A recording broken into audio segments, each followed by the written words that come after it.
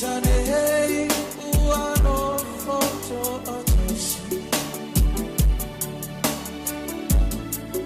Uana oloi mata meyoni tibuka Ualilo fia aibo ualuma Eano fai uafa avaria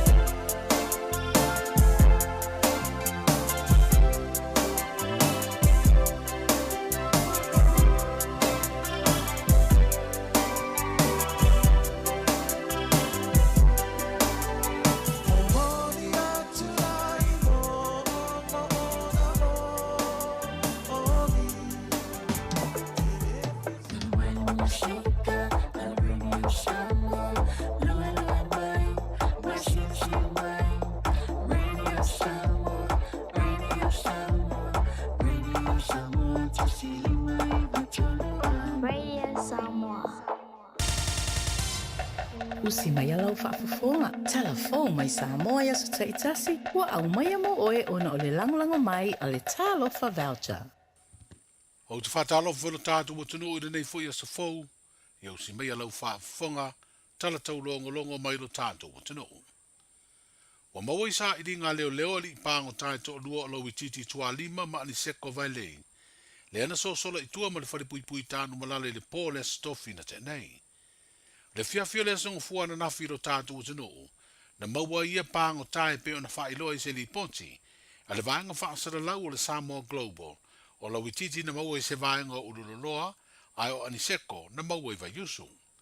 O le pāngo tā o la wititi o sola so, ai o lana sola anga mai le wharipui pui le tau amatanga o le tau sanga nei, e lua masina o whaia sa i dinga matoe maua i leo leo, i le masina o mati, matoe whaafo i atu e turiro na whaasalanga. O lea so la anga la wititi, na wha malo lo le tu mauaini leo leo le whalipui pui, ina ua mai a se sue suenga. O lo whaia i fo i la se isi sue suenga pe na wha pe fea, o na sao fia le so la anga la wititi ma ni seko mai le whalipui pui, o si o mia e se pasi ma walunga, o iai ma le waia ma ai le pito i lunga o le pā. O sori tu la fono le ngoi ma le tele pe fale o lo turi ei wha salanga o ia pāngo tāito lua, ai o la wititi, o se tasi o sori tu la fono o ngaonga o lo novo salain, o le whai ainga wha malosi po o le toso teine. Le masina o aperila na mawai sa i linga leo leo, le li o to ese tu uanga po o to ese ne mia tu uanga, le ana sa i lia i se tu si sai na ua le tu la i lumo le wha amsinonga, ai mai so se ngai o inga sori tu la fono na tu la i mai le malewa le li faleolo, na wha papa ai se la au malosi, o leo toi wha au au na nofu tau fia to ese le vai ngā leo leo le whare pui pui tānu malala. E wha tari ai na masino au kuso, e su e ai nisi o na morianga. O lea tau lea e tūsa o wha mau maunga le wha amsinonga. E wha pēna wha mau nia ni o na morianga tau sori ngā tū la fono i New Zealand. Ma le mai a tūli ai o na wha asalanga, na toi tipo ti ese ai ma au mai lo tātu utunu. E pe o na iai ma le tapu, e le ma whai o na toi uru whale atu i New Zealand. O lo ta ua fo i wha mau maunga le wha amsinonga, o se tasi sai to tonu o le kengi o le mongro Maopi New Zealand. O lo tua ia o ia i mōrianga o le umio se la o malosi ma le umio o tutau. Whapea mōrianga o le whapapao se la o malosi e le whatangaina wha le tū la fono i Samoa. Malo ia te ena uma ia mōrianga leo neo. O lana talo sanga ia lātu i lana lo ia te tala i tua ni aia inga e whaatari ai au kuso molo na whaamsinonga ua le talia. O le sa idinga leo leo na mawai le masino a Berila na pua ina i fo i mamoria leo leo ni tangata se to fitu. I tua inga i lo lato ufisoa swani e whaalafi to ese ai o lo fia maua leo leo i sua suenga. Wa mai anei ngā luenga le whea ngai ma le company na tutongi le malo New Zealand na te wha mamale o ngā sambi o lo ngoto ai le manua o le manawanui. Ma ave sea fo i o tau taleanga ma sua au mai le manuao, wha pēr sua au na mama i whafo. Wa wha iroa le ofisa sini o le fitafita o le pui pui ngā le malo New Zealand, ia Commodore Andrew Brown, wa toi ave ese atu le la ngisi na au mai le company, e whaia le ngā ruenga ma ua wha tia atu ai nisi o taota, mai le manuao, wha pēr mataula o le manawanui, wa toi wha fo i atu i New Zealand. Wa to i pēr le vaai le o ngā sami ua ngoto ai, ma whaatari le isi la sanga o sa ili ilinga, i le tūlanga saunga le mua amu o whingota ma isi mea ola le sami, i le wha moe saundi aise li poti e tu inatu, i le malo New Zealand, wha pēr le malo Samoa. Le masina o ke topo le tausanga na te nei, na tūla i mai ai le wha le tonu le manuao ma mafu ai o le mū, ma i ui na ngoto ai i ngātai whale i saute, o le motu o ponu. Wa whaelo le mtanga luenga o tupero tātou malo, tau fau o loa tau sua uma pensini mo le nei masina fau o uni. Ma wa wha mawina ai se pa ui le tau o nei o loa mana o mia. O le amatanga uni na amata wha mamaluai tau fau. E peo na whaelo ai e le mtanga luenga le malo o le penisini. Wa palasi ifu i le lua tā la iwa tasi sene le lita. Ma i le tau sa iai i le masina o me, sa tolu tā la lua sene le lita. O le kisa ua pa ufo i le tau le lua tā la iwa sene le lita, mailo na tau sa ia ia me, e tolu tā la se furu tasi sene le lita. O le karasini sa lua tā la fitu tasi sene le lita, o le ua palasi ifo i le lua tā la lima furu tasi sene le lita. O le fionga i lea oe le fionga asi se misi tu ia tanga play clock, o se toi ulu tei o le fioanga o mo taa na ia o oti le lipine. E te tala i le ngā luenga o le whale o le kalapula kapia mo taa le clubhouse, o se pine wha mau o le wha ilunga ina o le selau tausanga, talu o no o i le nuu le tā longa o le lakapi. O se ngā luenga le wha tupe i tā penanga le kalapu ma le fioanga, e a vea manoa fuanga e tapu vai tasi iai le ati na o le lakapi, ai mai se o isi fua fuanga o mea whai le kalapu. O le asalua le nei Samoa o lo whai ai le taulanga i a pia le savali, a tama whanau uma le nuu whapea i la tau na whaafai le maile o langa ta alo, i le tā longa lakapi i te tonu o motaa. O lo malanga mai whafo i atunu e peo New Zealand ma Australia, ni si o alo ma tama whanau le fioanga, la tau te mori mawina ma sami whaatasi, le atoanga o le se lautau sanga o le lakapi. O tala nao le nei aso, seifu. Ta lofa lava, o le si ufafonga le nei o Samoa, le Radio Samoa.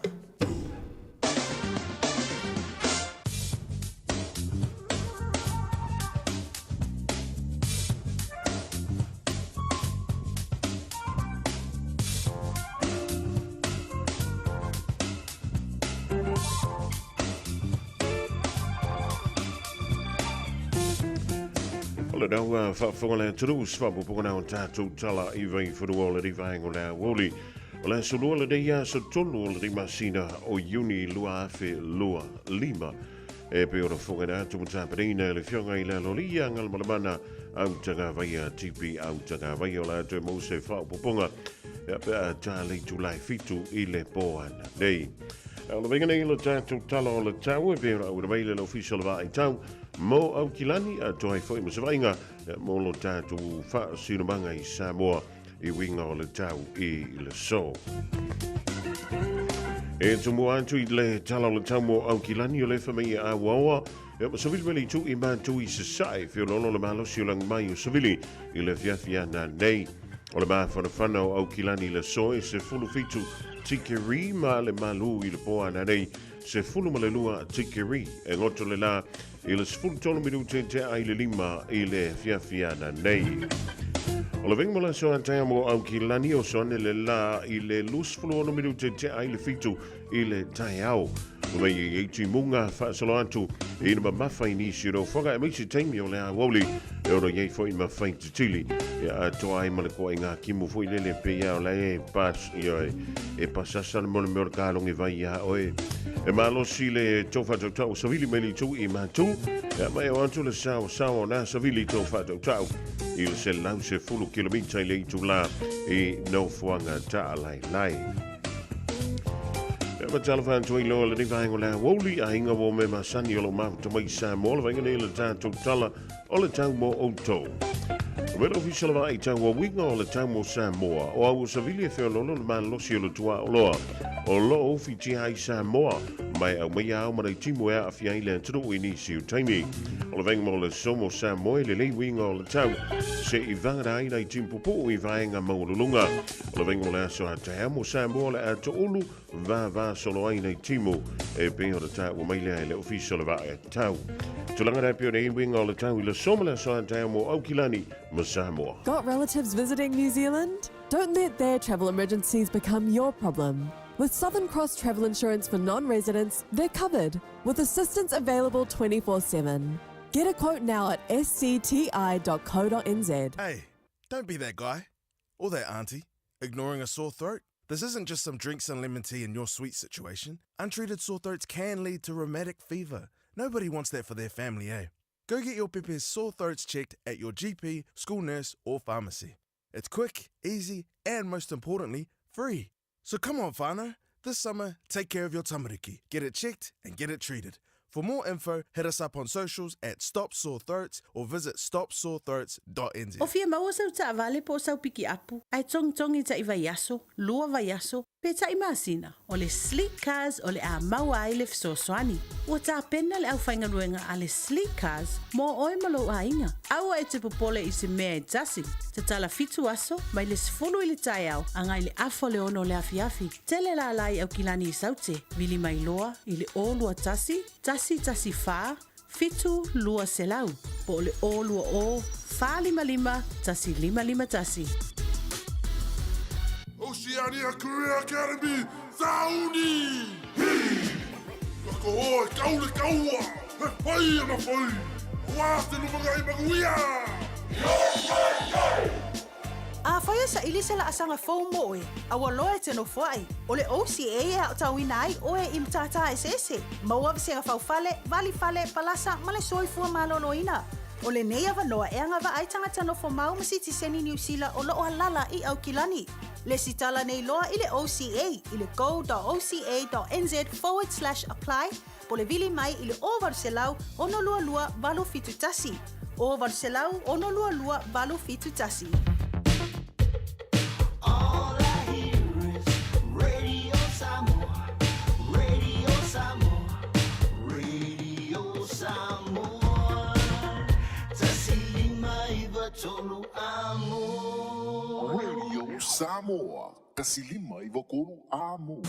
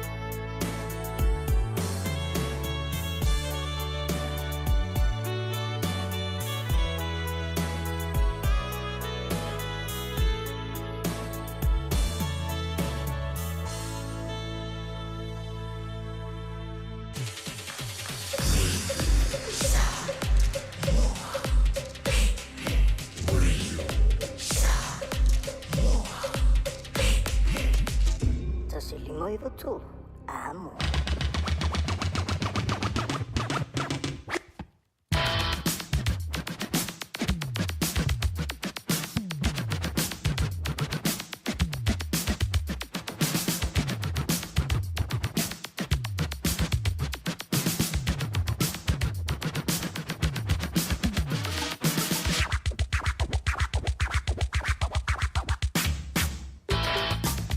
Vilanganga e toi fa jalva tula ni vainga le so ilang mai mo malau fa funganga Samoa tono monta malawa fa le fainga wenga tono business company e pe fo I lunga lo benga te fa ilangi so se tafa o le nei ke lope o lo fa pele ona ma futa mai ma tau tua ai tau malele ia lo tatu o tano foi I le amatanga o le riva i sa fo le nganto I lea ia o le nei masina fo masina lo nono o le ritu sanga lua whilualima ua tātou samalia ua tolu ai le so ia so le nei masina o a mai a lau sunga e po lau a fionga fo ewe na tātou tauma vai le vea sunte nei e le I maua u se fulu ai paka ua le fulu I le whae unga le vea so I le ovo le pisi ia le ala o ta wha longa tu foile e pi kaunge ngefu le sio ka maka a le kau pula le sio ka e pi kau mangingo la ka fa longo I le si pu isu se tulo e pi kaunge ngefu le chano I le si tu ia e uile vi ele lo fo le tu o tente mai lo tu soi fua ia ma so de yola tatu te toi ma futa le dei fo I vai so fo le me se le vai so mo le masino uni mai le fai un ole vai so Sama ua se avano e te ko mama e malolo ai. Ia talo sia ua maua se wha siri ngā malosi e wale wha ua wina o tiute ma whaiva lo filima e pe o na tofia iai I lo utopa ia malo o tau mamalu ia wha talo wha masani e lema whi o tu ua ia le ainga sa le vi au au na pa ia le tua o lo o tau lau lawina ia lana upu fola I lea fanta whaitau langa ma lea fanta whaitau langa malo le te talo ia malo foi le ona sai ia ua sui le masina o le ua tātou I lona wing. Ia ua tātou o foi lele le mea mapue e umalore mea mapue pi e wha kifa konga I le lo. E a nga I le la I le mafola la tu mai le lo. Ia le tātou sa I le dei foi tau sanga. Ia o le foi ua whianga I le whana wa onga. Ia ma le tele o ala tu mea onga I le onga tu tonunga le mu o le dei foi tau sanga. O le ale tei muli na e tango I siaki. Ia mea o ngā sia ua tali ipo sia ua fine. Ia penana o na tu ua tu lava. Ngā I tono poku. Kaloka mai lako poku. O na e wha pele. O ko anga I o sia ua kari e whaianga mea. O lo ua finge o ke whaiaku ka ilo I sisi whai mea onga pe kukusa. E ko ua mea leo e lea onga sa waru whai mea onga. Ko a sawa I whaforke me whai mea ai koe haru whaile koe whai mea onga. O e ilo a tō nei whaini ala tō mea aonga. E te leo ilo a tō whaini ana pu e nā atai tono le potu. Au I kongo mo, kongo le poku po ngai leo makana le whamala. O nisi o vaenga e wha le hango kere yei kako. Ai le hanga wasawa le teknolosi wha nei o le po. O tele mea uhalua I o tātou taimi. Ia wa se foi mea ua tosina I loto whanau le rei foi talu fau. Ia, o le mea le tawana no fauta ma tātou ma tala I tātou ma tua. Ia u kamala I ki e rewhai. Ngā fia kama. Ia na umala ia le na whai ele tala. Au whaku I. La ka wawa ngā whaku so o ia au rua I rua ki rewhong. Ia wa le mena le ua pule I o langa o mene u tamaiti le vai taimile rei. Ua pule telefoni fea vea. Ia le tele o langa o whanau po tūpu langa I le riva I tau. Ua e fiu e koe whaiaku I se kala. A la ua whaalongo I kala la e maaka la e sauilunga o le mele ka ua le social media. Ia, sa whailama ma sanina o mele o le kape o le internet.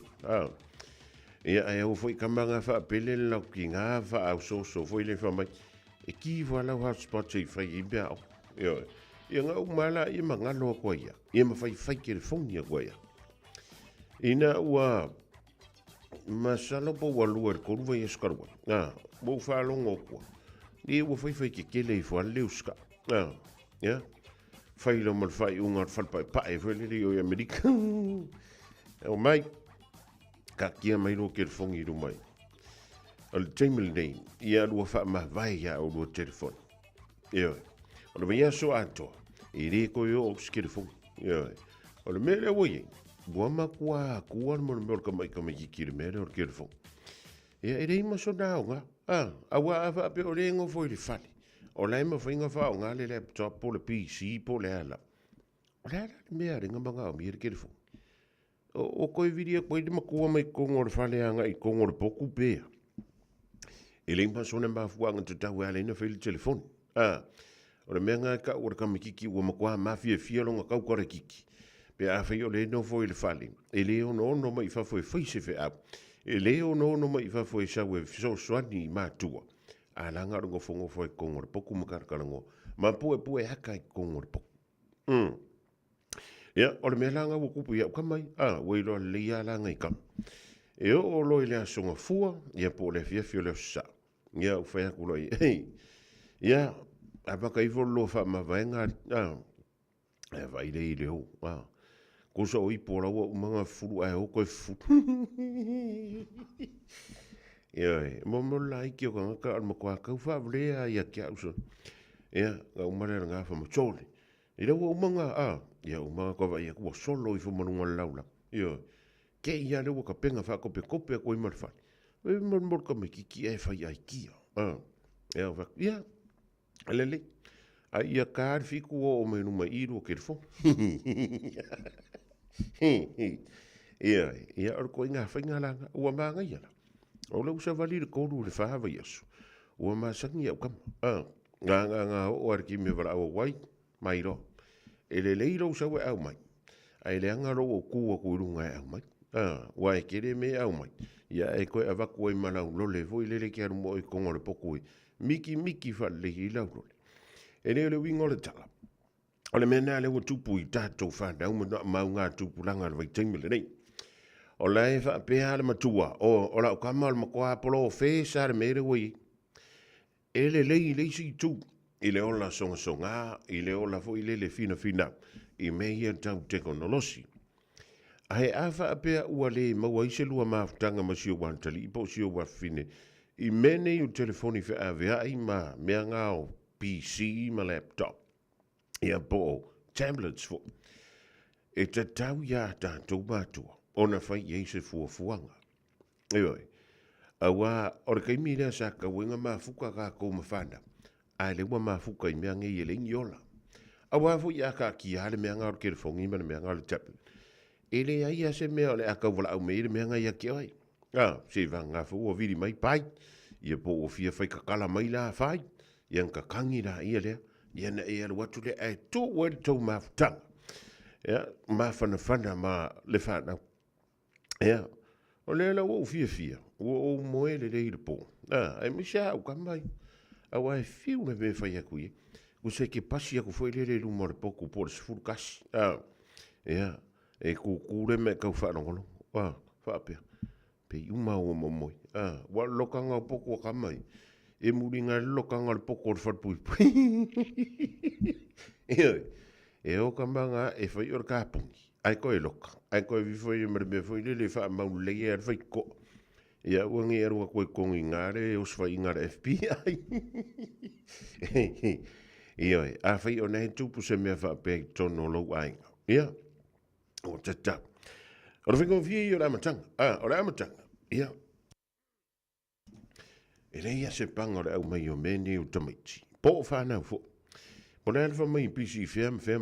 E iar kai mi fa avango e ka kumaku. E fa no foi le loka manga e mo i sasa i le upu ma le tala. Ia. E uma ku ai nga sasa le fusi pa o le se e vai. Po le ala.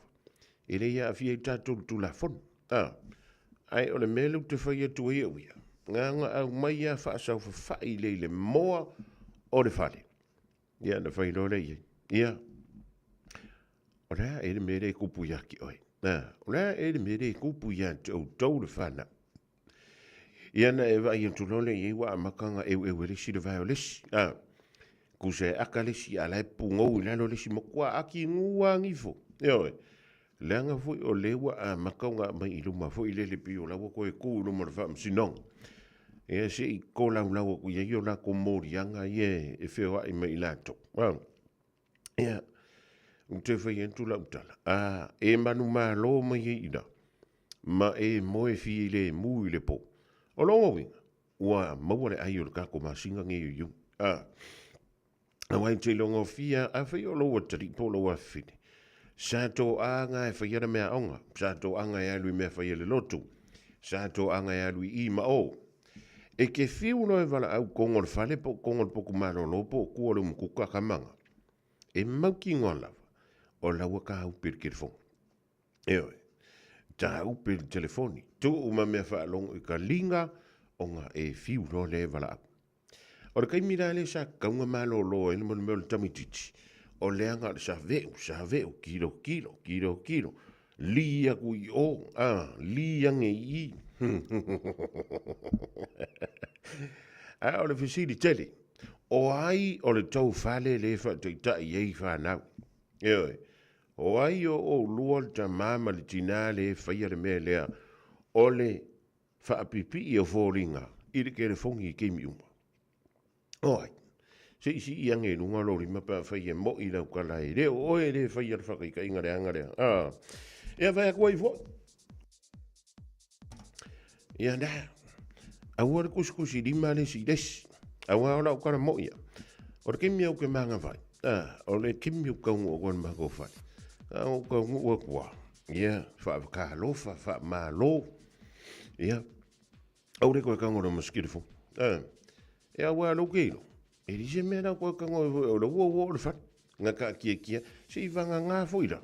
O whalawe akumo meo a nganga le anga vui e la kirifo. Tama vui e leo fio e ma fukangi lako a inga.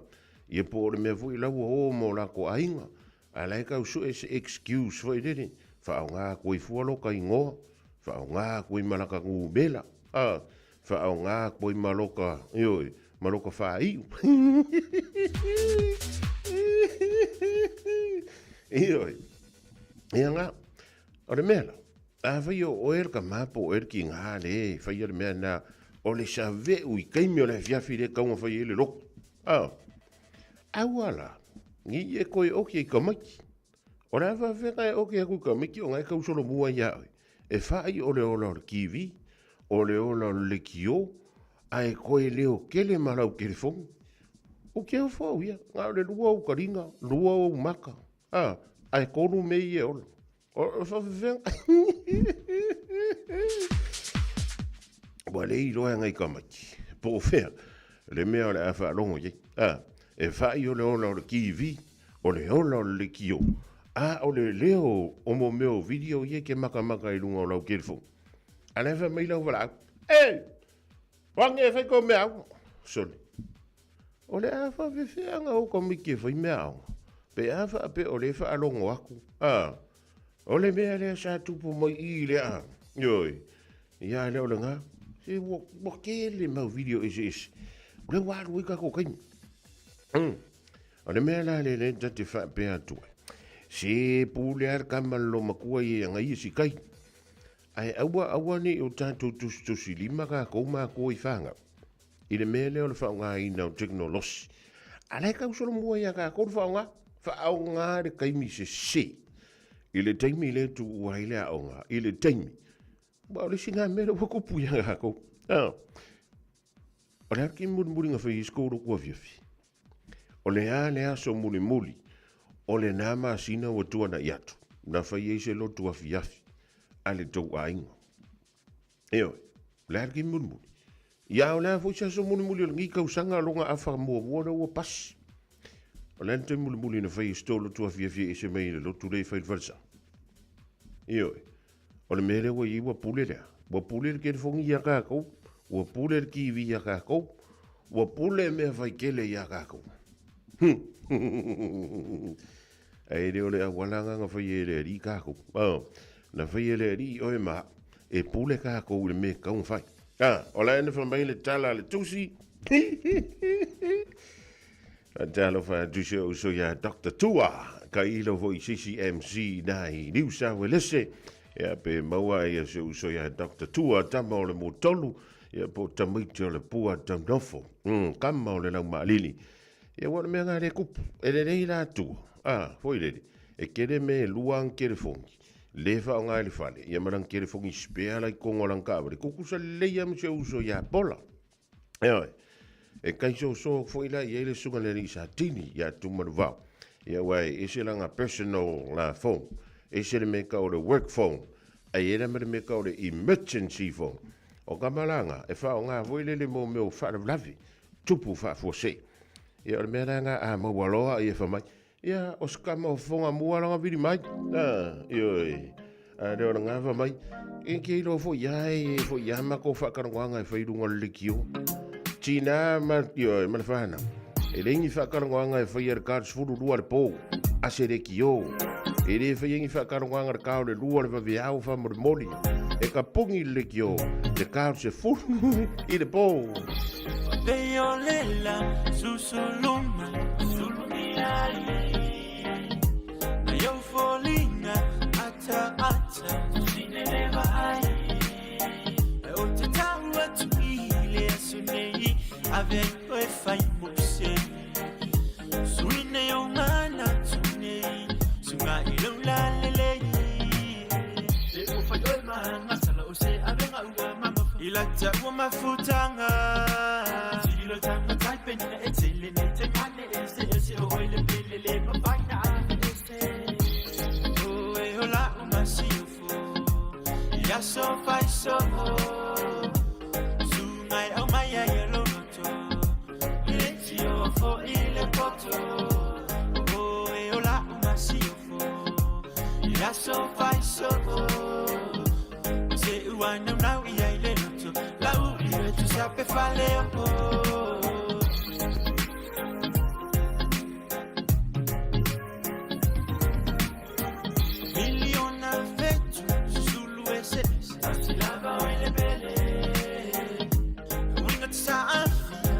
se tu fai jana materia bella ngona pe fatu mai ia so mo bona ulo no sa ma fa atali tali se umali mai ya oyo la umani lo ma amora oyo wa umai yo ulangona eito foto fongo mane mo fa au so songa lo to yo mana o to to te fai mo e so pe fai mata e fai mo pena o yo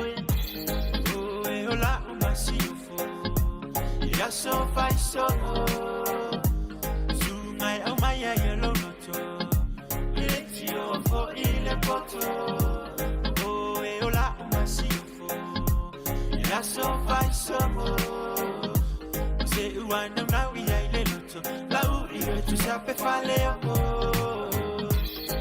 lo masifo lo masiofo lo fale na ua e matino le fifa ya luma o uso le ne ya lo fasa awina mailunga oyo la wangel le te fa alua baby es vaya tu wana o la val masiofo fa del belero si o ne yanga o le masina o le fetua susulu manaya o le guitarra malio o te fa tu saina o se vai malu o sa wa tu fantasita wa ia yesu bebe se fifia o angelu o wabla lo fa wa mo personality alone light up the room just one kiss alone that make me go boom o e ola umasiofo ya so fai so sungai au mai ya loto letio fo ile poto o e ola umasiofo ya so fai so se uana na ia ile loto la u ile tu sape fale no masiofo Sing for Mali now Timothy Akiripa Yamale Sumaya vai Ole Levina record to letting for Ivang on la Woli Olewa Joyce Fulu Iva Middleton Tala Lake to La Etasi Tantasi Awanatu Tala Eva Fenua letting for Yas Lua Tolu letting Masino Uni Lua Afe Lua Lima se Ifa Talavatu Le Yaman Manuel to Ulema Futomel Divang on la Woli Tato Ina Sini Lema Futomaya Latina Yama really seen it to buy. Alwan tuai ia kasileta Chong ia before ia Pete au vaa ia au te poli a whaio nei te tuli mata ia taulubanga al wha sinonga o loo whaia i Samoa ia o le wha ua wina al wha taluanga ma le fionga ia lila maiava is a teimi o le a woli o le so Junior fua mua mala inga le mafuta mai nai au se talia i le ai o Brisbane ioi whare kongo le au kako so le wha ingola via soa masalo le au kako wele i fo ilele ele ioi ka mo e rungo le maunga mana maka whanga fua ele aku kaki ai polo ri pe wele i loa la ka pita ioi le ia koe oso fo le masina ma fitu JM Baneta ma lolo soi fua Elizabeth Davey tala vātui nai ma ngele si manua Iosefa ngaluafi le au pepe va pe foi Junior Moli ma le au nanga lea ale a foi Field Rubber Limited i nai Mahanga Drive ma lo le ngā ma lo tafa sa fatala pana va pe foi to ai ma kere soma sanga polu tele ma lo usal mele le tanto fa ya ku lesi fa me o lesi ya le ka upe me nga o ke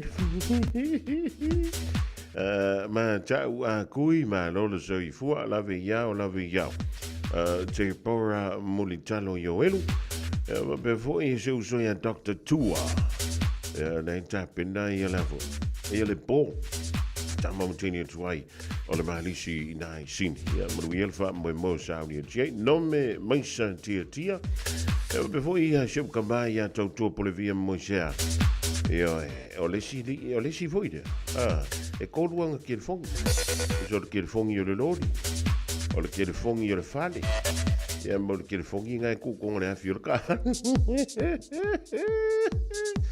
man me ngai ka un fa sa o liva mo le o ko ye e fa unha inga pe ka ko por kala me fa pe ko ke pase se ele ingi interview o se de kio e fa de ka ko do va via fa mo e o cards for kasi po o levang o moe nga ka me sia o ko ia Wayne ya ma kamaleo oi lo peki mai la e ma o kamaleo ala paki ko nga ngai oi so ye ape fa o gar ke fongi kas a mai se ke fongi ave mas yo uso leo semblo le sio ya wa ma fonga kongi le finge ke fongi ko le ulo vai vena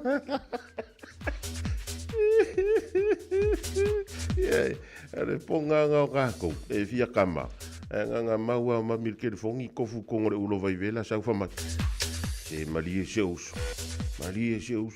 ona mo mai se papa uala ubuke fongi kongore ulo vai ala de me quero fu ke kai de ma ver ke fongi kongore ai se vanga bulletproof lo ke fongi nga ru de ma ave kongore vai vela e au ar fa kai me de o fa mai fa ko ngar kampangi fa de por fa ke fon e fa me se kala ma pa war kala e fa mai waterproof olongo wing o le vai maluru a kongi e mami da ke fongi ko o lo vai ve e le ila e menga ka o le melting proof Talofa Samoa o Atishna Ryan o le licensed immigration advisor mo le Auckland South Immigration Consultants. E visosoani mo so se tu ai ngā visa e malanga mai e New Zealand po Australia. Telefoni mai nei loa i le o valu o tasi o no valu wha fitulua. Po le olua tasi o no valu fitulua tolu o. Hei, au ona ia vea oe pei o isi tangata e manatu maa ili wha iti ngā. Ele na o le inu le vaiti polo na seki ai lea. A le vave tonga fitia le wha iti ngā. E ono o le tūlanga e maua i le fever rheumatica, ma e le ai lava se tasi. E mana o e o se pele le nā tūlanga. Aia. Ave loa na i o walo, e whaile siaki le fō mai whale ainga, o le tausi mai le aonga, po le whale talavai, e vave, whaingo o fie, ma le mea sili o na tāua, e le toto ngia, e ma whai foia na whaile tui o le baisilin, e ki lia atoa ai. Saula ia Samoa, i le nei vai tau o le tau mawhanawhana, ia tau sia le leina i o tātou alo ma whanau, whaile siaki, ma whai loa le tonga fitinga. Mo nisi whamatalanga, sa iliana i lunga le social media, Stop Sore Throats, bea siasi i lunga le upenga ta whailangi, stopsorethroats.nz.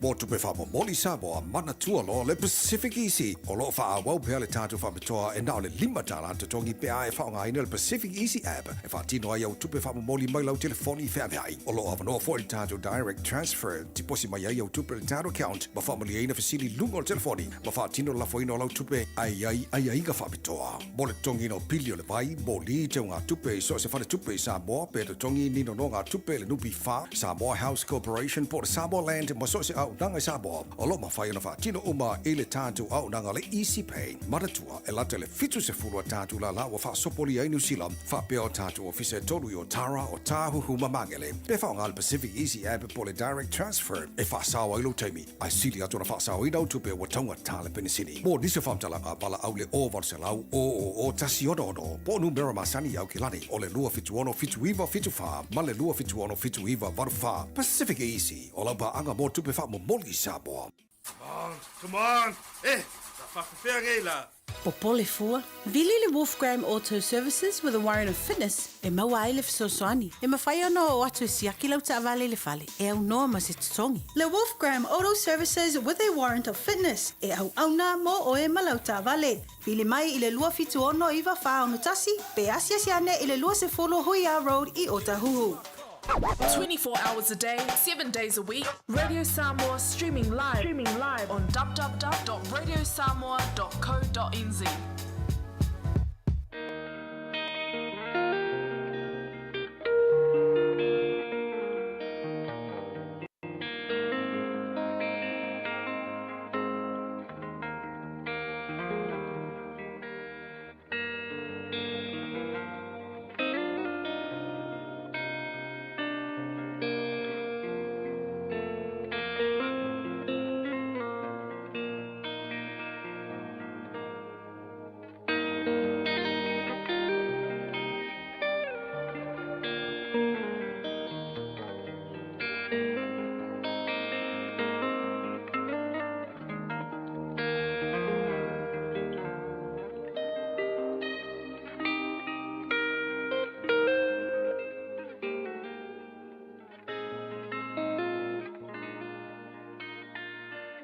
Luitau mo le aso. O oe o le whaatusa o le atua. O fōlinga o le atua i le lalolangi. Ke nese i lona mata upu mua mua. O le foi upu e luas fuluma le ono. O na whetalaia ne lea o le atua. I nā tātou whaia ia o le tangata i lo tātou whaatusa. Ia fōlinga ia i tātou. Ia pule foi i lātou i ia i le sami. Ma manu felelei. Ma manu vai whā. Ma le lau ele uma. A toa ma mea fetolofi uma. E fetolofi i le ele. Na whaia e le atua le tangata. Ina ia fōlinga i a te ia. O tātou, o fōlinga wa aia o le atua i le lalolangi. E ola ina e i tātou, le o langa whaapitoa, ua whina ngalo ai le atua. Ua au mai e le atua lana pule, mō i tātou, ia tātou fōlinga ai i a te ia. Tātou te pule i manu. Pule i la au. Pule i le ele. Pule i le suavai. O lona si o manga. Ma re foanga mamana le atua. Tātou te pule. Ma pulea ia mea, e tusa ma le fina ngalo o le atua. Peitai, ua fia pulea e le tangata le atua. Ua mana o le tangata e lo mai le mamalu o le atua. E whaamalie ai o na manao. Whaamalie ai lo na whaamaualunga. Whaamalie ai lona whaasausili.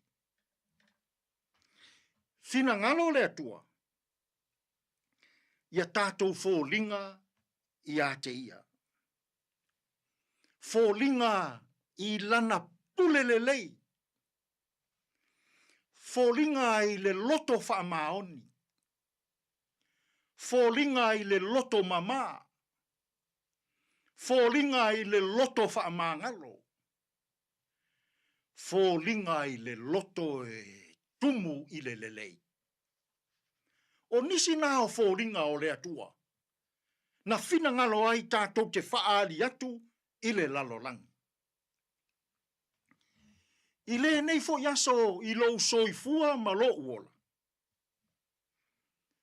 O e fōringa ea i fōringa ua whina ngalo ai le atua mo i tātou.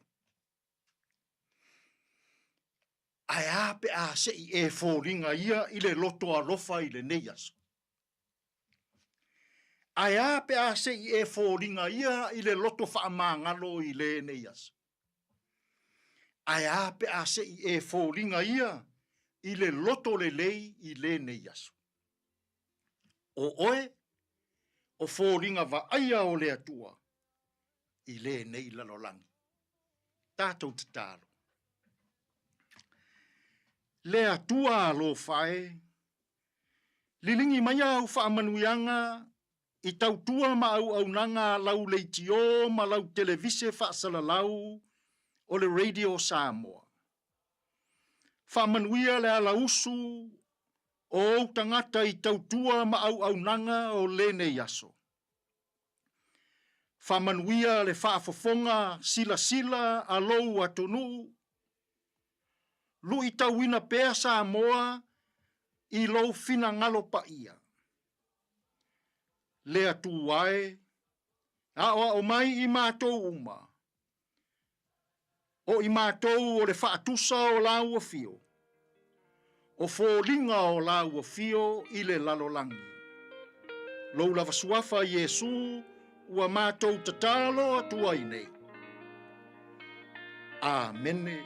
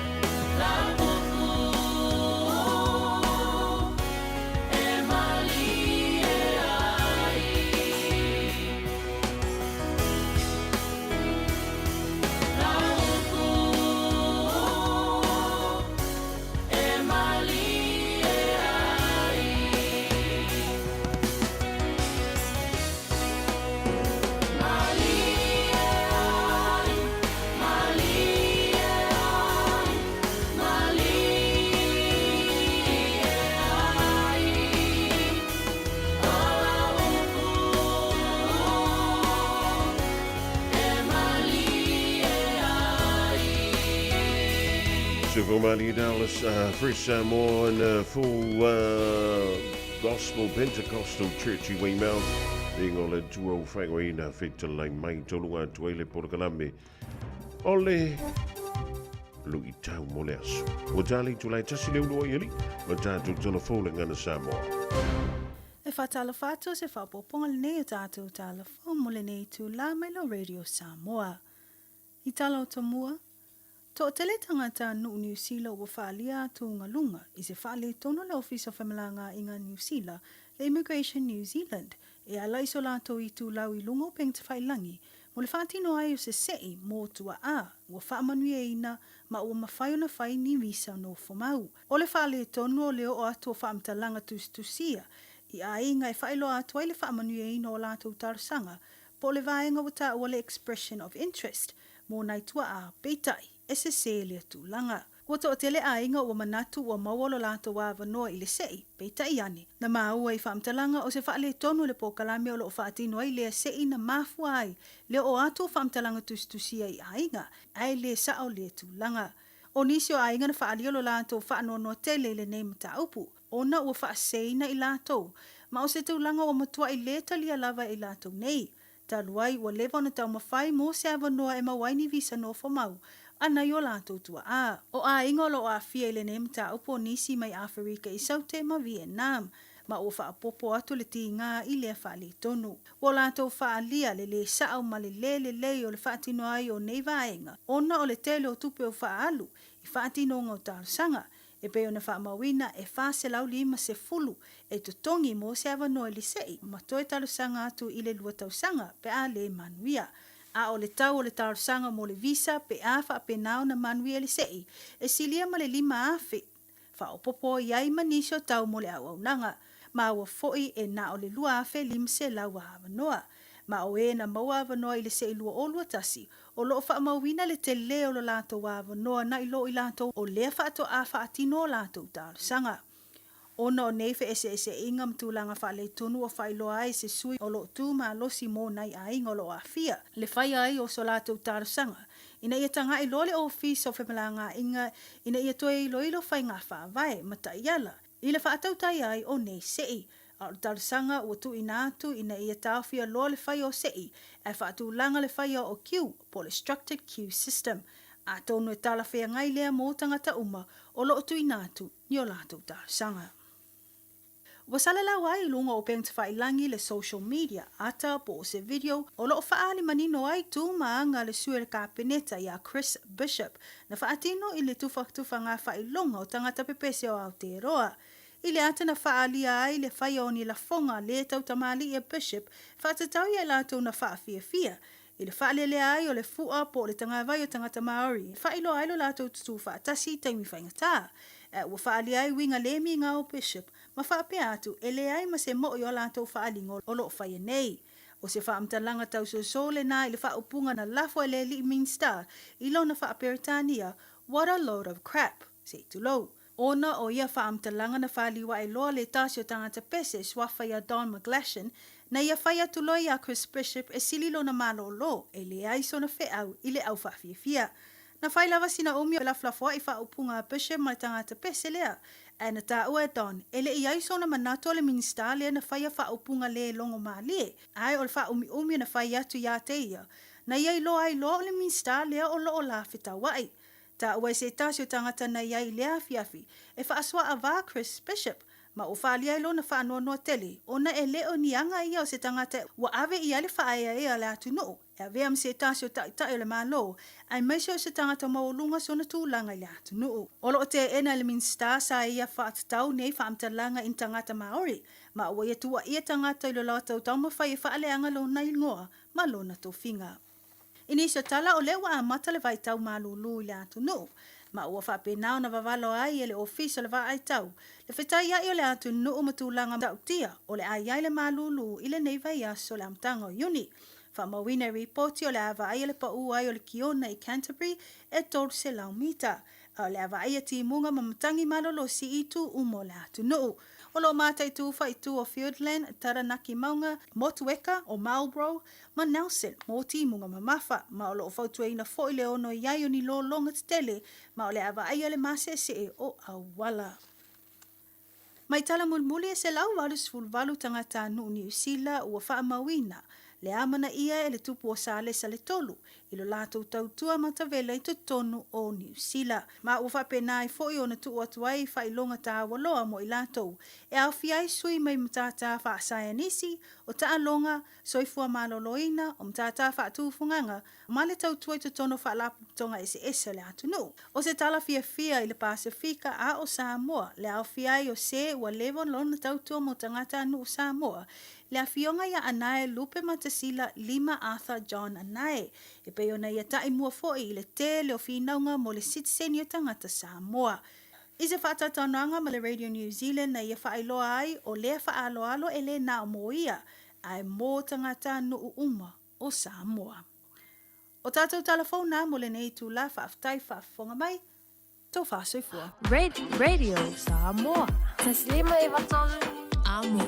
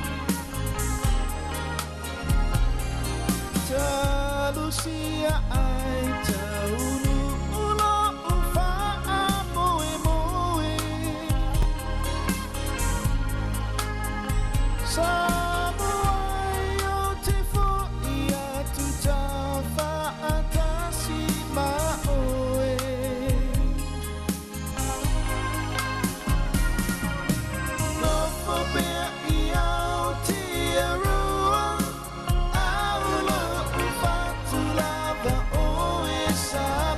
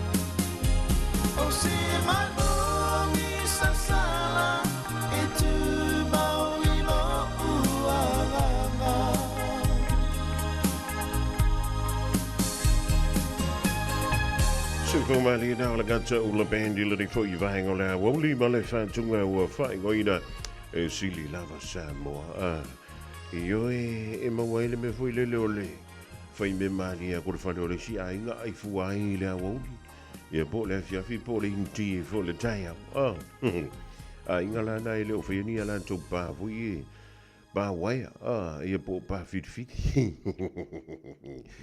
tenha tu le viang ia le ulo ili ai shahu chwa ta tu telefoon e pe ora sa fa fonga ti le rivaingo la uli la term for you na antu pe dale lua ile uli dei fa malo twai e West Valley Utah America ola mo te al fitu le fiafi ya so fantasima Maureen to fele ya fa before ya maletina hando male ainga ne te sua ya ma Adriana va uia we ka fiola ya o Adriana Varia fa maloti ya anti la aima Cecilia ya mafunga mua Staylin ya makenit jelo ana la tu titi tonu 1 2 years fa manga fo le vainga la hodi le uso ya pa opinanti Williams yo he ole tangata le swa fa ya pa o ke fa ya ka I loangi o lo se sipe kukusa ma o lo tangata le swa fa ya pa o le ngalu I o fe ele ko o le ngalu fai mai e yonga io e pe ko ke mai e yonga o lo e ko va ila le smaiola a pinanti vai temi nei va tu alba I swaf e pe ya la wa ko lus fun mal tasion tu sanga ya e pangale wala tla tailo na pensione o me vuila na o le to anga ya lo fa malustino ina nei te wale aulia ia pe le mo fu ila pension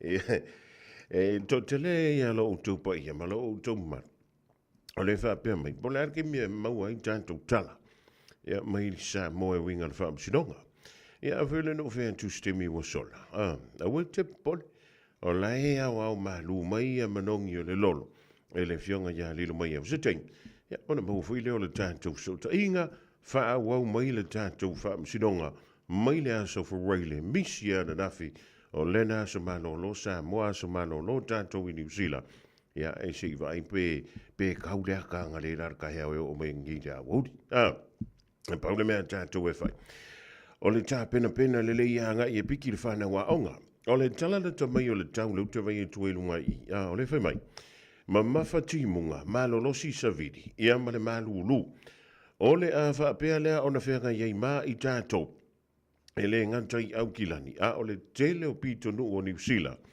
e wa le mele wi tato elena a matale winter le sa enga o wi fo le ya wi fo fo mo miki a fu le sa ele ya mas malu a ona pola ya mana le la taya son mana ya le sa o su ya ingol taule wi o le fema o le so a taya e ono ma ko ya afiaika ko de malulu masavili matimu e elengan te lea o le afa awa wantu I lea solulu anga yantu I lea sotofi o loro winga ia ta pena fa le leo la ofu ma fana o to tingi elengan te lea o pulo ai misi ala ko inga ma le lo makua tanto wi malo lo sia ia faile mea foi le wa ma saria o le sa ku no plankeki ia e nguin koko sa mo foi le falo singa ai arua ko ile sia so ma ba ku sa koko ai di fa pe foi le ngari ngale fa pe ar fa ngola kala foi le ma ko nga maru la ngi ai pasi me se koko sa mo e fa lo ngo kulola i re ku ai kongi le lo mo ku marki poki lo ngo nga kama foi le ku ma li ila lo ngo de single mo le ki poki koko e pe e lu ai fa pasasa foi le ngo de single usa lo fa mai le kala lo ma ku ai le o ke arme wei de alu lor ko fare kin koksa mo ele se ai e paula vor malulu baile te pese nei ma ima afifi malu le tama baile la ulu nei ma tala le la fa pito te tonu vai ma sai pa pe o se pomo le la mai lo le tama se fa ala iti se na e o mama Tafia ai se palu sami se Tafia ai se palu sami talela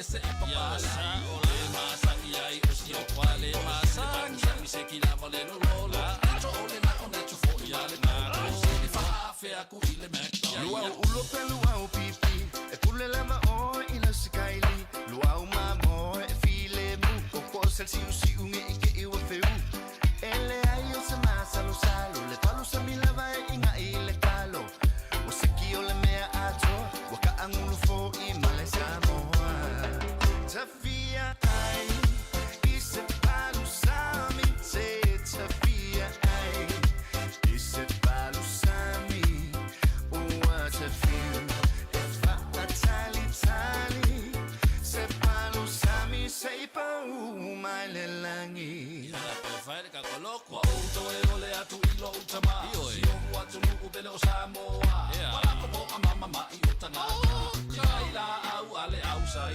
sa to e sa sa no mai ole me amor ka me ai fa Samoa se mo atu mu pa umiki na se so fa ko mo se talo tao ma se pa Tafia ai ise palu sami se tafia ai ise palu sami talela ai me ai papalangi na ole mawai ile tino mai he tafia ai ise palu sami se tafia ai ise palu sami what a feel if I tali se palu sami se pa mai le langi la fai le ka be ai se calo cao se kile vive sapa mai ni be o se me ole ko se o ese ma se vai sa ma fa ma to le ma sa lo sa le pa ku sa mi ngai o sa o ai so le lo ma fa o sa ni ma le be a si ai ka ko sa Tafia ai ise palu sami se tafia ai ise palu sami talela ai me ai papalangi na ole mawai ile tino mai he tafia ai ise palu sami se tafia ai ise palu sami what a feel if I tali se palu sami se pa mai le langi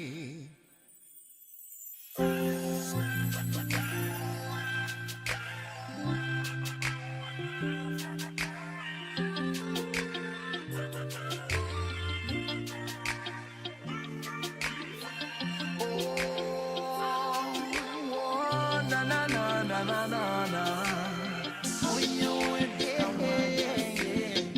watch it oh no eliseu umanongi ola utalamoni wale mafai marosile manongi apa longo longo ole tangata poto uafai ngata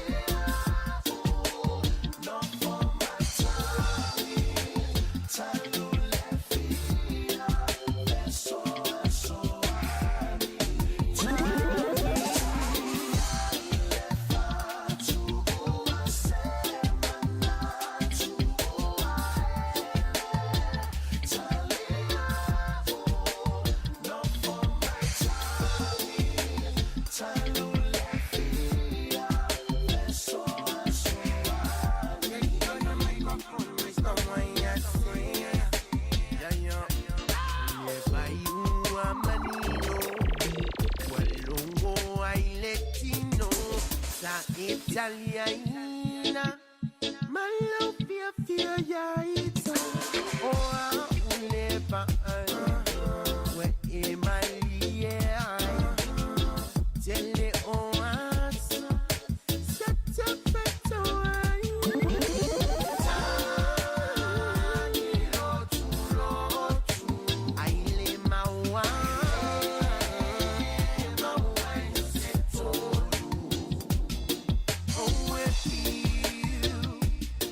sit on my phone.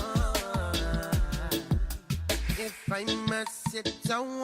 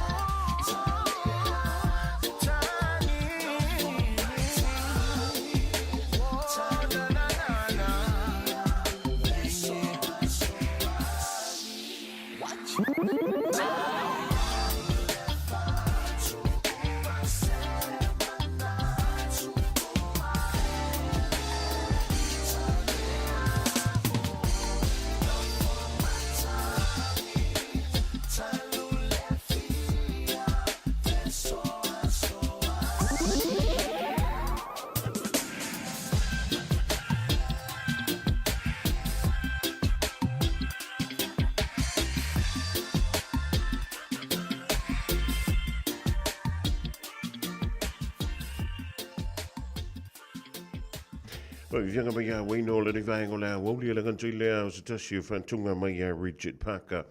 Ma le pese le palusam. Ya. Ese ale tofo la pe e nei New Zealand. Ese fo le tofo o le menta o le pe ai valu le pengu. Ya ona te tawaile i le tawanga. Makuapi ingi warka mai ku i musinga lau fai fo ile. Ya ona mala ia lea pese mali ia la ia lea o lau tona. Tu salava pena o lu au maletalo. Ya a mo fu mo se si bele le ye lua ia. Ya a le me ka wa ye o la we le pa sa. Ya. Ma talavanti a sio sina mantauli malatino. Va be fo ia vai manino lu manu. Vi mora au kusumala inga dai sini au se talia. O le fa mo le ve so na se vai tu ni. O le mo mai ele tala mai sa mo na mo wa ye leo leo. Ia pango tai to lua ia le ana so la itua. O le mea la lau te vai e tua ilunga o penga te whailang. O le na i malea ta foile. O le ana pu e pei umalava o se drone le na pu e antua i le video. I le mawaina i leo leo ma pu e. Ia male wha afu wai fo i le le tau tau fio finga o le ula lea. E sua whai a lau i titi. Mana tua e to lua. Ai o le fuina maa wai telefou mai a ngalwala mana au tanga vai. I le taimina sola mua i tua i le panguta le mai si fo i panguta. Na manuele tala. E whapea, o le fuina fia i ma malu o le malo, i le taimina sola mai i tua, i a lea pango tā mai si fo.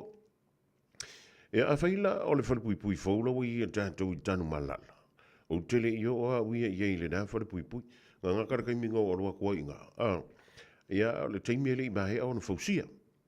A ila te vai e tu fo i lele i ein. A whai o la e pāsi maas koe so koe ma le pā wala fo i lele i le waia. E wha pe fea onga sola mai le pang ka mai kongo le wharepui. O so mai le whaiko ko angai kongo le wharepui, sa koe ka kala mana pāle i whafu. E pi e fōringa mai, kia onga i fo i singa ka mai mea le kiki fo i le tupu i nai le vale na. Ai, o le tala fia, o lea ua toe pu e inatu, ma ua maua e leo, i la ua i e to lua len so sola mai tua. Ia mai, o le matoa e a o le mea o ngā ui so le ari i sa mo le mere ui. O le me maari e. O lai ti ngana wa ai antu le au ngā ui e o antu i whale o ai. O lai pupula mai mo meo mea pu e ata i ala tok. Neftango fila i ele tau pupuni wha pe lona li ma le mea pu e ata. Ai ngalo ai. O lai misi a kuare pungi ngā o ngā fōringa. O le mea lalea. E fui lele ka ki whai akua i le awanga i fia whai le akulanga wapea. Ke uku ke whaira ngāmea. Wanga ke whiwa e pungi le camera. A wai ke le wau runga le mele ku mai ene me puea. A o le mangingo mai o waka au ke vai e kuai runga i. I oi. Ke alu e whi se mea au ngā. Se mea kau kau ai oi se mea le lei. O ngā me wa lea wa penga. Se pesi au alofa i tu sia i ni upu. Ia maua i la ngona. Se ua pele I loto mama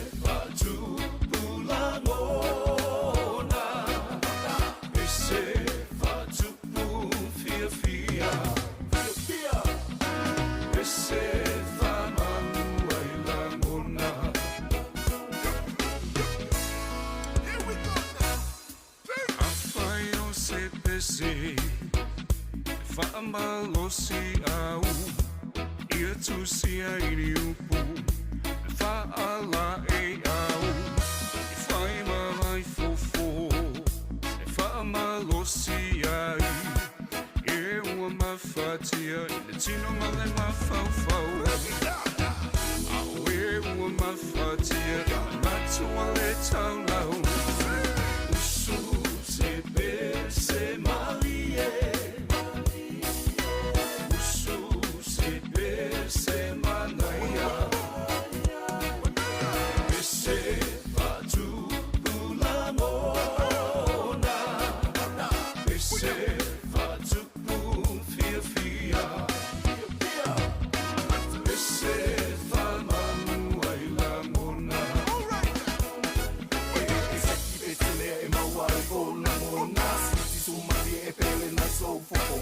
Check it to the left, check it to the right.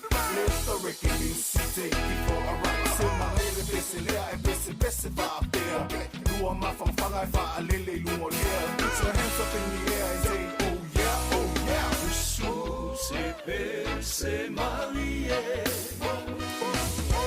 Usu se manaya. Ese fatu bulamona. Ese fatu bum fia fia. Ese famanu ai la mona. Usu se malie. Usu se manaya. Ese fatu bulamona. Ese fatu bum fia fia. Ese famanu ai la mona. Ese famanu ai la mona.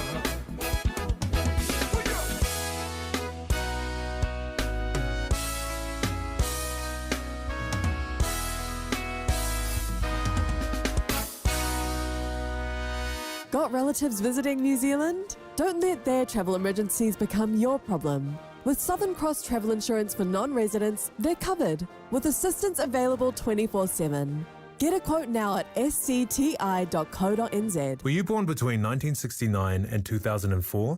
If so, you may not have had the 2 vaccine doses needed for full protection against measles.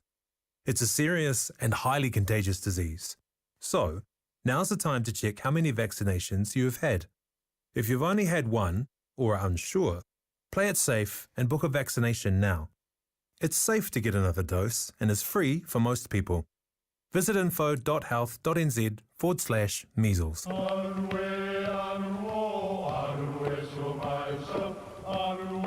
O Samoa o le atunu ua mai au na tofi.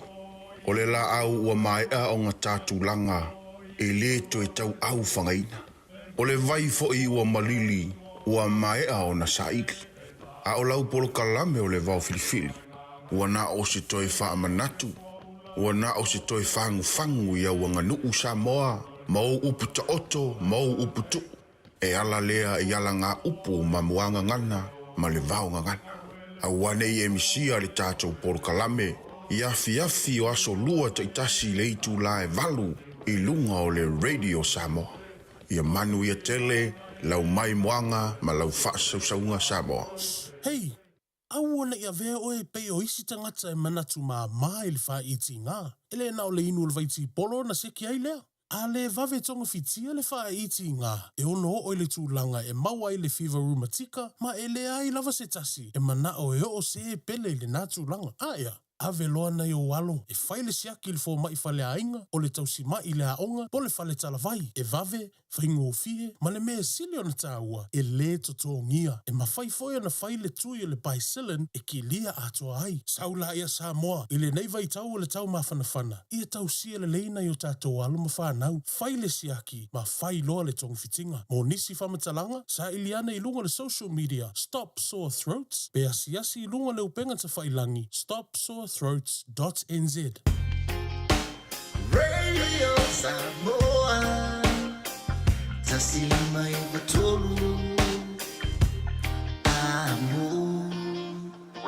Samoa. Tasilima i tu. Amo.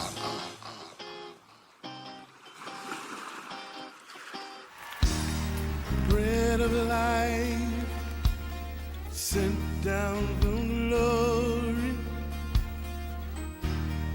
Many things you were on earth, a holy king, a carpenter, but you are the living word. Say it now. Come on.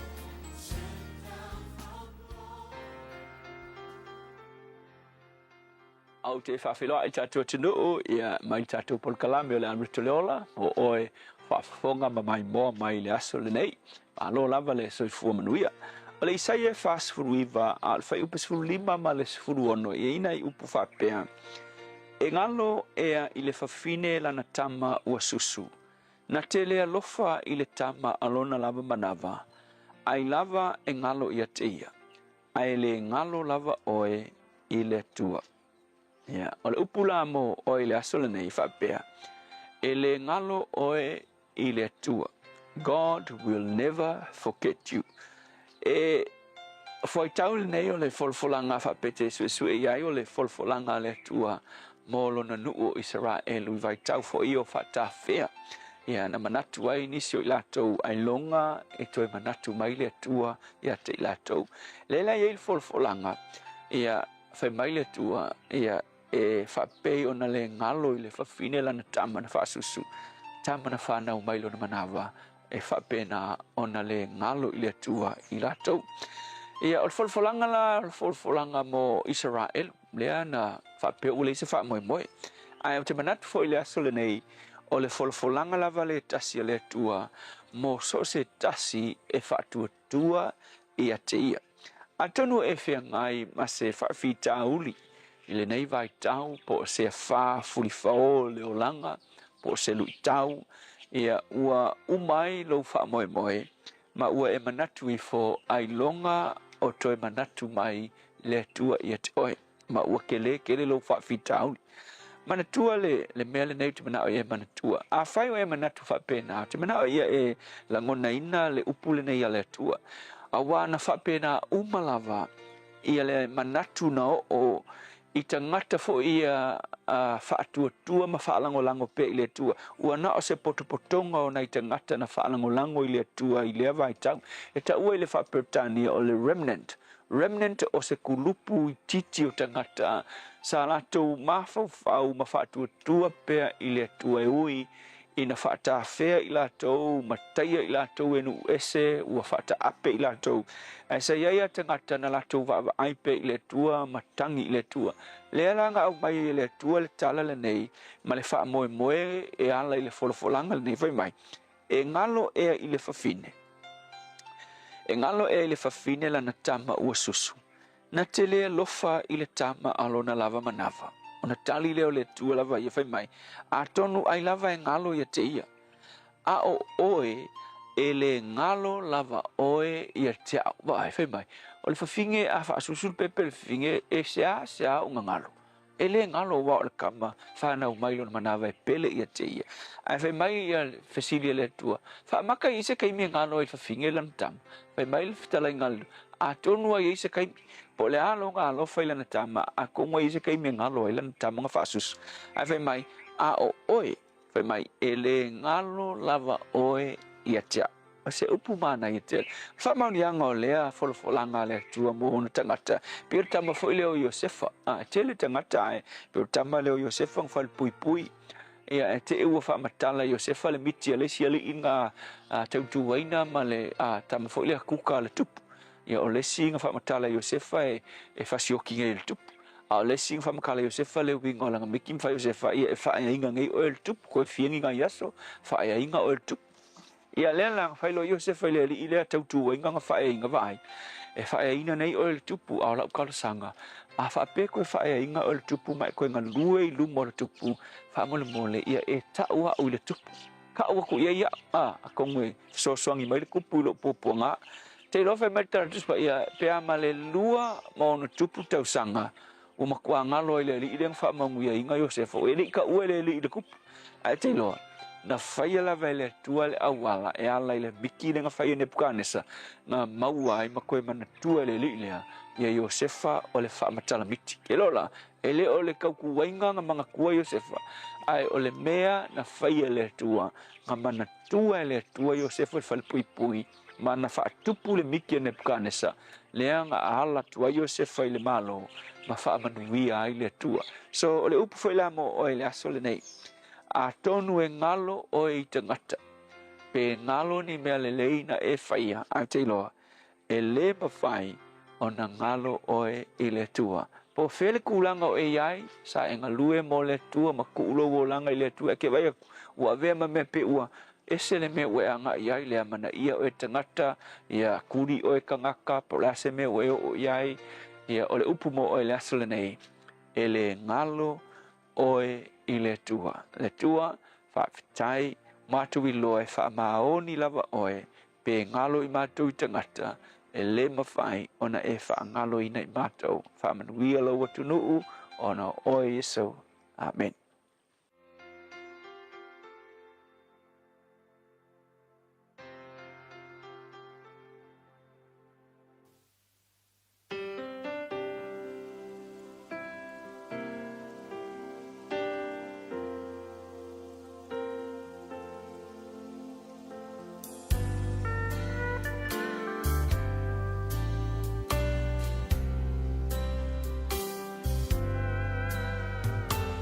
Hey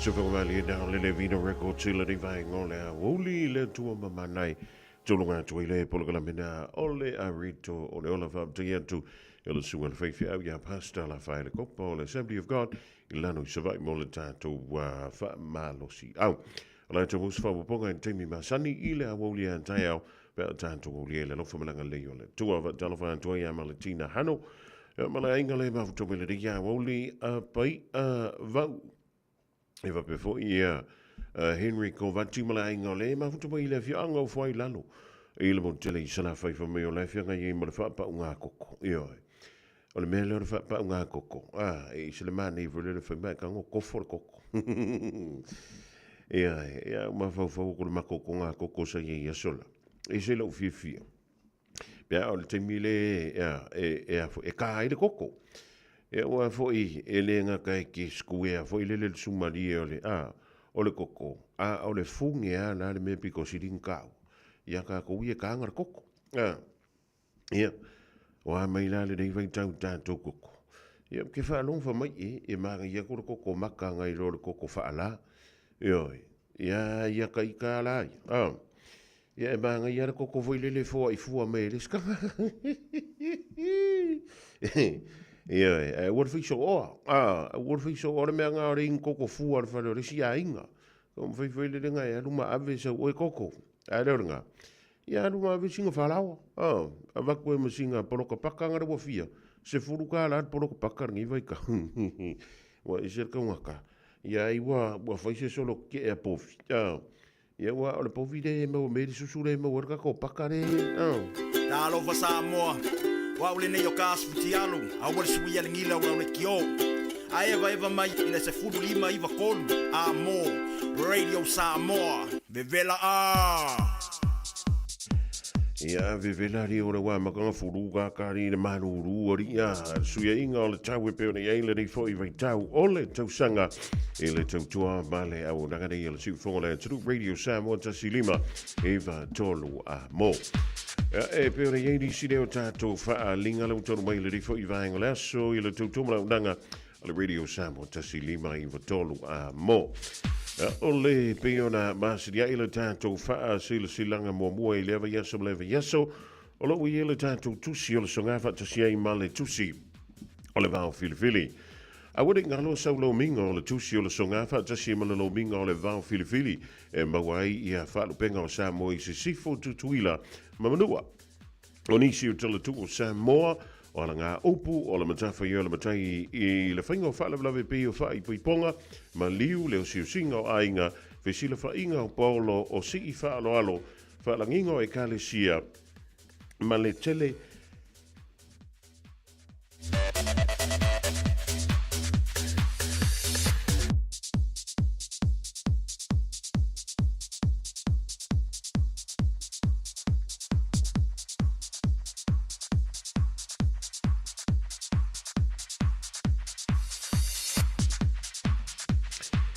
Joy fa wa wantu la tato fa silanga la nama le tele ya o fa la blave pe yo fa i ponga ma liu le o siusinga o ainga fe sila fa inga o paulo o si i fa alo fa la nginga e kalesia e ma le tele o le ngana o fa alo longa na o le fitu se folu ta la le tau o le tato tusi o le songa a tuai fo ma le tusi le da o le fo i va o fili na o le official Radio Samoa le tolu ono Hopewell Avenue Marakawe maua an tuai saulo minga e morisi whaatalanga e a whaaso te mai le tātou ofisa i teimi whainga ruenga i le lua ona lua tasi lima i vatolu lua ona lua tasi lima i vatolu ia pehe ana ngai sa o lava e lunga o lau afo e lunga o lau telefoni fe aviai Matai i lalo le Shop Radio Samoa.co.nz Shop Radio Samoa.co.nz Fai sama i lava lau oka mai lea tunu o lo e lala ia o na lafo antu lea e le tātou ofisa vatu e teu wailau mauta e malau potu mano lo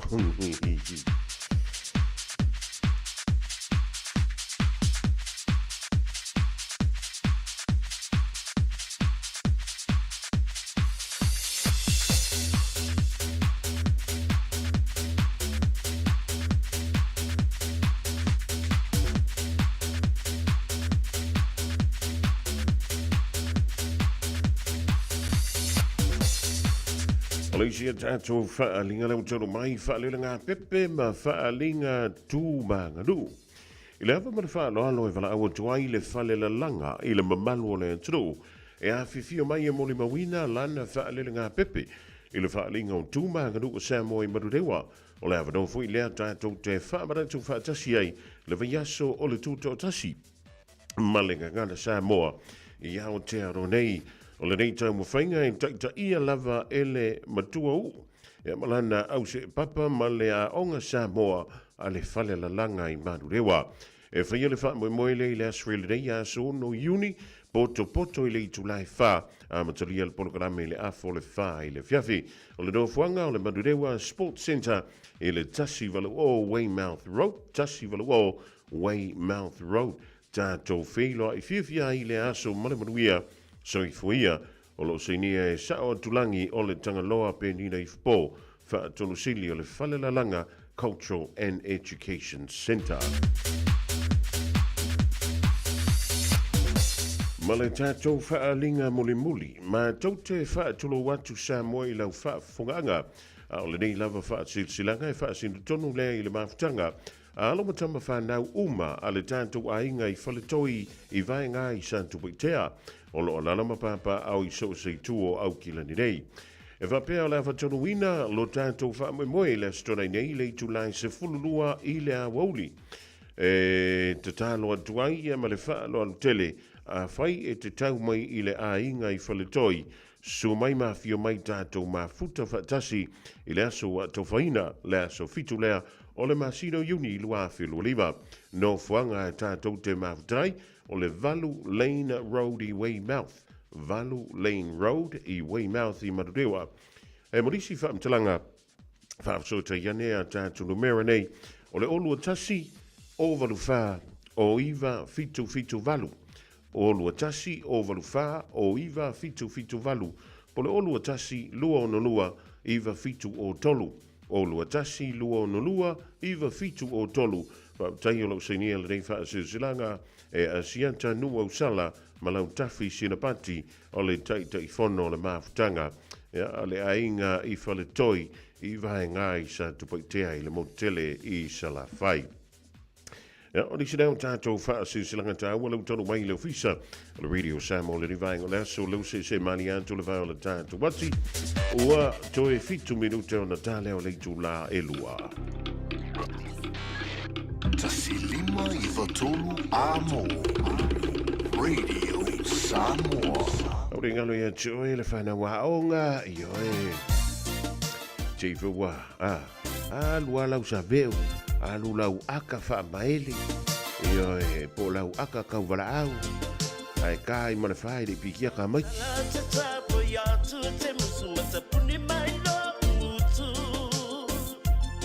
E te so ona ma apa mai ma futi atu lo ulu wa fa adi no poto ya upu matala ando lo mi ai no anga sala wa e fa anana ya me ana pai o le ba o no mai ta sangi mai lo telefoni ai e tu la i mai alu i fa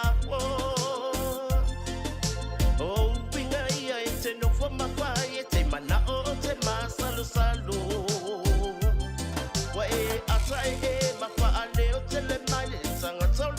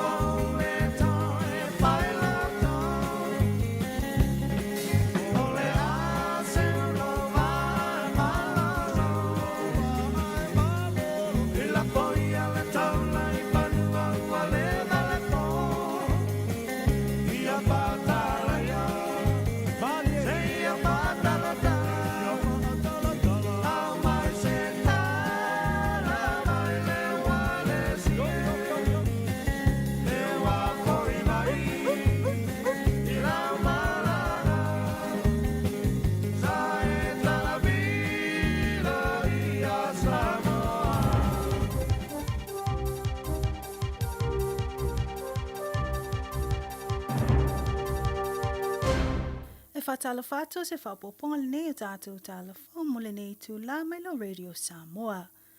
I tala o tamua, to o tele tangata nu New Zealand o whaalia tū ngā lunga i se whaale tono le Office of Whamalanga i ngā New Zealand le Immigration New Zealand e ala iso lātou I tū lau I lungo peng te whailangi O le whaatino ai o se sei mō tua a, ua whaamanuia ina ma ua mawhai o na whai ni visa no whamau. O le whaale tonu o leo o atu o whaamtalanga tusia, i a inga e whaelo atu ai le whaamanuia ina o lātou tarasanga, po le vaenga wata o le expression of interest, mō nai tua a peitai, e se se le tūlanga. Ua to o tele a inga ua manatu ua mawalo lātou wāwanoa i le sei, peitai ane. Na maua i whaamtalanga o se whaale tonu le pōkalame o lo whaatino ai lea sei na mafua ai, leo o atu o whaamtalanga tusia i a inga, ai le sao le tūlanga. O nisi o a inga na whaali o lo lātou whaanonoa tele le nei mata upu, ona ua whaaseina i lātou, ma o se tūlanga o matua i le talia lava i lātou nei. Taluai ua lewa na tau mawhai mō se awanoa e mawaini visa no whamau, ana yo lātou tua a. O a ingolo o a fia ile ne mta upo nisi mai Afrika i saute ma Vietnam, ma o wha popo atu le ti ngā i lea whaale tonu. O lātou whaalia le sao ma le o le whaatino ai o nei vaenga. Ona o le tele o tupe o whaalu, i whaatino ngau tārsanga, e peo na whaamawina e whaase lau 50 e tutongi mō se awanoa li sei, ma toi talusanga atu i le lua tausanga pe a le manuia. A o le tau o le tarasanga mo le visa pe a wha penao na manuia le sei, e silia ma le 5 afe. Wha o popo iai manisio tau mo le auaunanga, ma ua foi e na o le 2 afe 5 se lau awanoa. Ma o e na maua awanoa i le sei lua o lua tasi, o loo wha mawina le te leo lo lato awanoa na i loo i lato o lea wha ato a wha atino lato tarasanga. Ona o neife ese inga mtulanga wha le tonu o whailo ai se sui o lo tu ma losi mō nai a inga lo a fia. Le whai ai o so lato tarasanga. Ina ia tanga i lole office o whemalanga inga ina ia toe i loilo whai ngā wha vai mata iala. Ila wha atau tai ai o nei sei. A o tarasanga ua tu inatu ina ia tawhia lo le whai o sei. E wha atu langa le whai o Q po le structured queue system. A tonu e tala whea ngai lea mō tangata uma o lo tu inatu ni o lato tarasanga. Wasala la wai lunga o peng te whailangi le social media, ata po o se video, o lo whaali manino ai tu maanga le sue le kapeneta ia Chris Bishop, na whaatino i le tufa ngā whailonga o tangata pepese o Aotearoa. I le ata na whaali ai le whaioni la fonga le tau tamali ia Bishop, whaatatau ia lātou na whaafia. I le whaalele ai o le fua po le tangawai o tangata Maori, whailo ai lo lātou tutu whaatasi taimi whaingatā. Ua whaali ai winga le mi ngā o Bishop, ma whaape atu e le ai ma se mo i o lātou whaalingo o lo whaia nei. O se whaamtalanga tau so le nā i le whaupunga na lafo e le li Minster, i lo na whaaperitania, what a load of crap, se tu lo. Ona o ia whaamtalanga na whaaliwa e loa le tasi o tangata pese swawhaia Don McGlashan, na ia whaia tuloi a Chris Bishop e sililo na malo lo, e le ai so na wheau i le au whaafiafia. Na whailawa sina umi o la flafua i whaupunga Bishop mai tangata pese lea, e na tā ua don, e le iai so na manato le minista lea na whaia whaupunga le longo maa le, ai o le whaumi na whaia atu ia te ia, na iai lo ai lo le minista lea o lo o la whita wai. Tā ua se tāsi o tangata na iai lea fiafi, e whaaswa a vā Chris Bishop, ma o whaali ai lo na whaanoa tele, o na e leo ni anga ia o se tangata wa ave ia le whaaya ea le atu noo, e ave am se tāsi o tai o le malo, ai maise o se tangata maulunga so na tūlanga le atu noo. Olo o te ena le minsta sa ia whaatatau nei whaamtalanga in tangata Maori, ma ua ia tua ia tangata i lo latau tau mawhai e whaaleanga lo nai ngoa, ma lo na tō whinga. Inisio tala o lewa a mata le vai tau malulu i le atu noo, ma ua whapenao na wawalo ai e le ofisa le vai tau. Le whetai ai o le atu noo matulanga tau tia, o le ai le malulu i le nei vai aso le amtanga o uni. Whamawina reporti o le awa ai le pau ai o le Kiona i Canterbury e tolu se lau mita. O le awa ai ti munga mamatangi malolo si itu umo le atu noo. O lo mātai tūwha i tū o Fiordland, Taranaki Maunga, Motueka o Marlborough, ma Nelson, mō ti munga mamafa, ma o lo whautue ina fo i le ono iai o ni lo longa tele, ma o le awa ai le mase se o awala. Mai tala mulmuli e se lau walu tangata nu New Zealand ua wha mawina, le amana ia e le tupu o sa le tolu, ilo lātou tautua ma tawele i tonu o New Zealand. Ma ua whapena i fōi o na tu atuai whailonga tā waloa mo i lātou. E au fiai sui mai mtata whaasaya nisi o taa longa soifua maloloina o mtata whaatūfunganga ma le tautua i tono whaalapu tonga ese ese le atunu. O se tala fia i le Pasifika a o Samoa le au fiai o se ua levo lona tautua mo tangata anu o Samoa le afionga ia anae Lupe Matasila Lima Arthur John anae. E pe ona ia tai mua foi i le te le o finaunga mo le citizen o tangata Samoa. I se whaatatoananga ma le Radio New Zealand na ia whaailoa ai o lea whaaloalo e le na o moia ai mō tangata no uma o Samoa. O tātou telefona mo le nei tū la whaaftai whaafonga mai, tō whaasu. Radio Samoa. Taslima iwa tolu. Amo.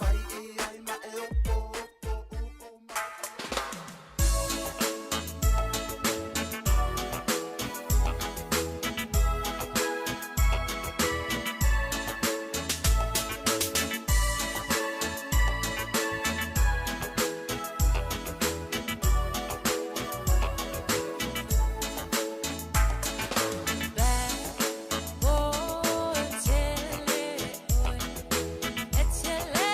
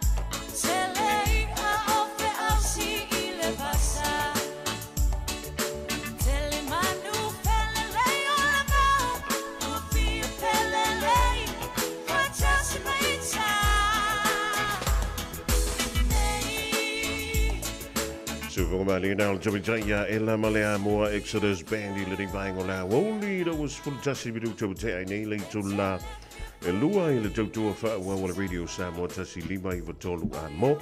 But Tianti Yali more to telephone with Piona Sa for Letting Bang on our Woli. Join Willie to lie Tassi La Woli and to help and time to Wolia. Lelo Fabella and Leo the Champa Sili Lunga, Jalafan Tuai. I le fiango sa lesi sa mo va tasi mai veli da longa ya mo to mo le mo to le divango la woli stemi e lo to mo al filo inga mo le fiango ya li mo ya va mai na vai la se tala la tamai le ya solo na lu o fa snonga o lo fa nga solo sa mo Mauricio me lo tupu sa mo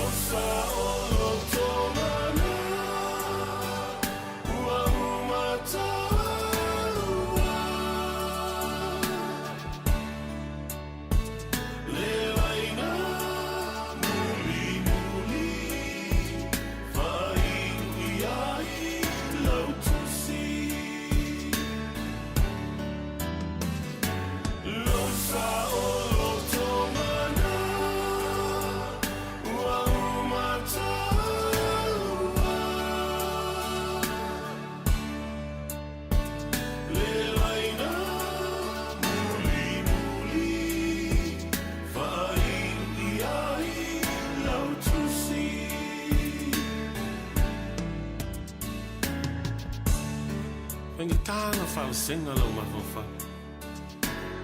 Sili ai. O fa ka. Na ku wa ku oe ke alu lo wa. Fa ma lunga. Fa min kan wo fu mo fa se ka fa na. Ka ma ku fa kas. Fa ka li ai me fa ba. Ai pa ngale. Salu vale lo kamua opo. Al keko. Eke pule lava oe lolo. A saulia ingana. Au e ke anu mau. Ma e manga kua. Manga kua figa si o mau. Lo sa o lo tomana. Ua umata.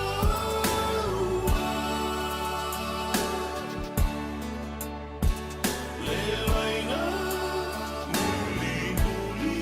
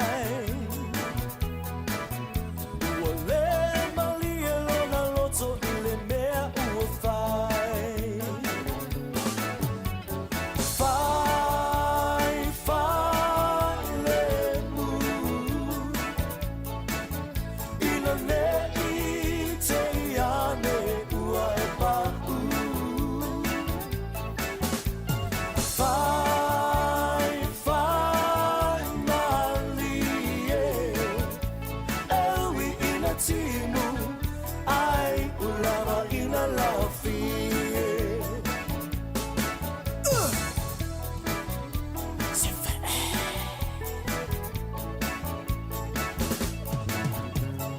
Tolo tolo unga sei matea ea Pose unga mea Pose unga tea A o a u Nasi au Mateta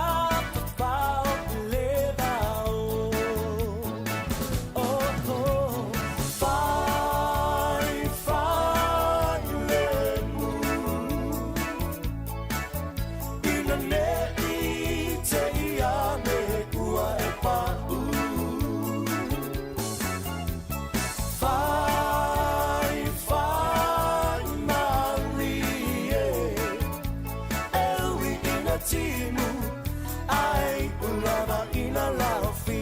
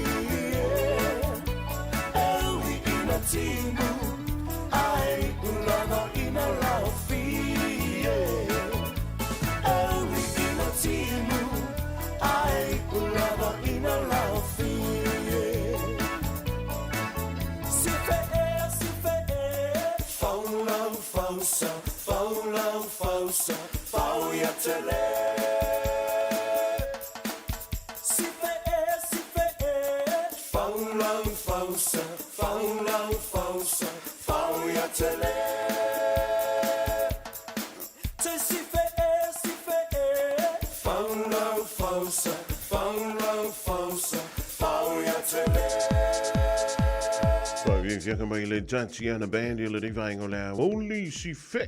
Ja, man tu vole vai te mile de yo solana o fe e fe wa ilungo le sam. Ah. Alenga wo o fo ile mele ta o le fe wa poto. O le ala wo fe o I fa tasi e tangata. Ilungo le lau ele ma mo me na o fe. Ah, yo. O fe la ia fe o ilungo le lau ele e ta ilua vai ta ilua di. Ai o ina pipi ia te oi ele na le valu ona ave io masalo e se fulu maleono anga ile tolu se fulu male luona e pipi ia oi o male vai so mo mua lua ku male vai so longa lua kolu a ko le le masin o nga la pipi le fe e la ele ia te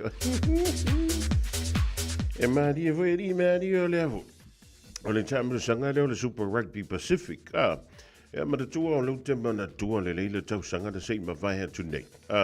Na fi nau mai ele au vanga ia. Le au te sol fanua. Ina wa lu le vai solo na fulu ma leono. Ai fa pe mai le la tu tala. E le yo le vai so nei to e maua tu ai le ma tu wa no pen ai pangale. Io na u ma tu ale vai so fulu ma leono. Fa tu ai la vai ia ila to. Ja, eu ele tau ele I feitau lia ma manuia le tau mawhainga le awa matai le tau sanga na tēnei. Ja, o lea o mai foi. Ja, I le tau sanga le rei. O lea ua le top 8. Ua top 6. O lona winga la. O au ia o le a malolo mai ta alonga i e tolu le a whaia e tasi le asfarei. Ia ma le lua i le astona i o le whai unga le neive asu. O au ia o le a malolo, ia au lavange i la haiki a i e malolo i le a. Awa o le mea na, o le a whapelea. Ia ona le mawai se avanoa. Awa au e manu malo, o le a whapelea. Ona sawa tuilunga le semi-final. Ioi. O auna le o le a manu malo i ta longa le whai unga le veiaso. Lea o le a sauni mai nei. E tolu la au e mauti noa lava le semi-final. Ai o le au e whaia ina e bito i sili o na tele o la tau ai o lea e malolo ai. E le winga o le tala whai te tainga. A wha apea nei. Ioi. Ai pingi le Crusaders mo le Reds. E sau ai o le talonga. Crusaders e wha se fulu. Ia ai sau le Reds e tolu sfulu maliva. Ia ai ta aloane le Brumbies mo le Hurricanes manu malo le Brumbies i ai e luas fulu ma le iva. Ia ai luas fulu ma le ono ia le Hurricanes. Ia rano winga ufa le tonu tulang o le Hurricanes. A ta alo voi la le awa matai ma le awa le pulu i le malai o pole lau mua matai. Ai fa le tonu e le pulu i le stona i asau nei. O lono winga. E fua i ai o le au. O le mawalunga ai o le mawa o e whai i dai. O lono winga ia malolo ai malolo ngi ai se keli. Awa o le avanoa muli lina e mawaile au e wha iei au. O le au le ase e tuilunga o le semi-final i le vai e sofo. Ia e se fui e koe ngā me whapea. O le ngā luar kako pepese ma kako whapea mai. O le se whele au le moana. Ia e pangare. So le koe se fuli fsuia inga o le tula fono. E lima taita i nahi i e tālonga. I le whai unga o le nei fo i tāmulsa. I si kako whakarira. O le mea nā le tate whai e tui taita. Ia awange i oe. Ia whaira kala voile. E kala coach nenga whairanga au i Samoa. Usama ia kwa le whaia au ngā whaira la whaia inga le au wha pera marangara. Ei! E koke manga oe koke whaia inga i pe whaasala o kōru manaku. Ia o longa winga, ia awa lawangi wha le kongu mi se whaia inga o se au. I le wha iunga o le reiva yaso. E ue te pole, e le o toi mamau lava. A tasi me le fionga ia lilo maiava mai se tala. Mai sa moa i le taulu manga. O le tātou wha msironga. Wa e o piki le whanawa onga mai a onga. Angi mai le savili, i le tui matu. Wha alongo ina, ona malu. A o wha atali i le whale wha atali pasi. Le taimi e mana vai o e hani. Ua te a o le ono, ua na olo unofo nofo, ma le popole. O si o uloto, vili lau telefoni po ua e mana. Ai tali, e le wha atau vai whala. Ua solo le whalute, ua malo si le tupe. O whea e a lea rofa, i lo tātau tonga ua manu malo. Wha au sosola, o whea e a lea rofa moni, se ia o i le o ti ua sui ai lo taufi. Se ne we whatoe fo i mai, e wha atau ta whangu vai, tupe mawa e te sa o roto ai.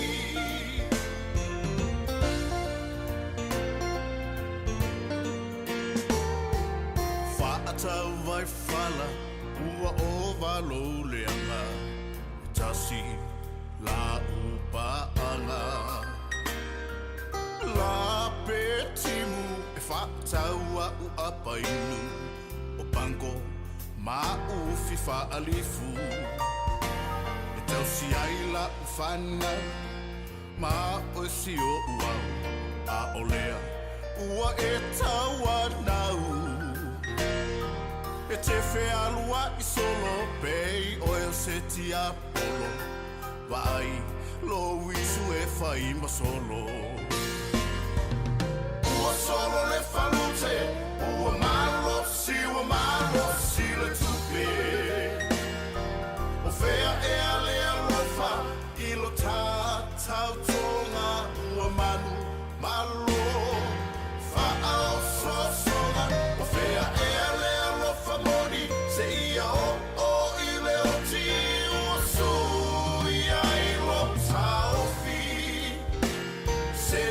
whatoe fo I mai E wha atau ta whanuai Tupe mawa e te sa o rotoa I O whea e lea rofa moni Se ia o I leo ti usu I ai rota o fi Se ne we whatoe fo I mai E wha atau ta whanuai Tupe mawa e te sa o rotoa I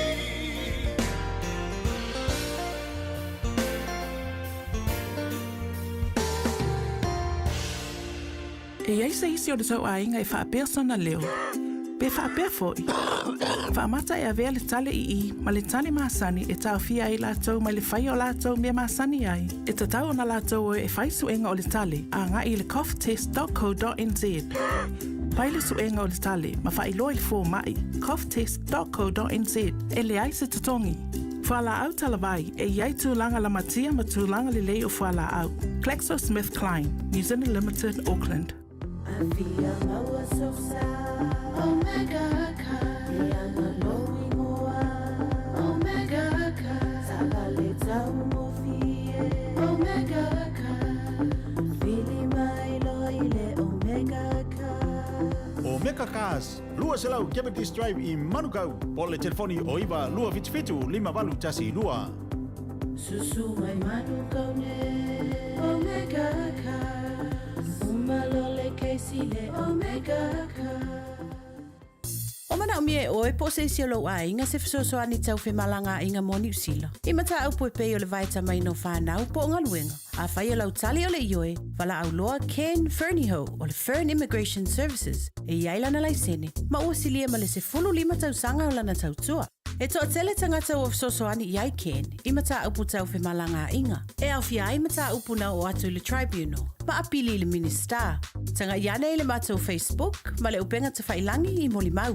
Mō nisi whamtalanga, wala au mai le Fern Immigration Services, ma tala noa i alu isa, I le oiwa, lua ono lua, tolu lua lima tolu. Lua ono lua, tolu lua lima tolu. Po le o lua tasi, tasi lima tasi, o lima. 24 hours a day, 7 days a week. Radio Samoa streaming live on www.radiosamoa.co.nz.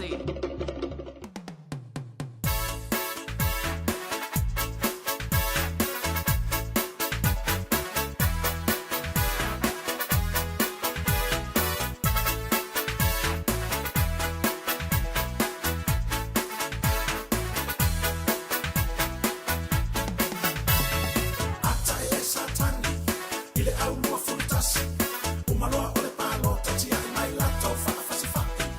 Ele au si tau fa.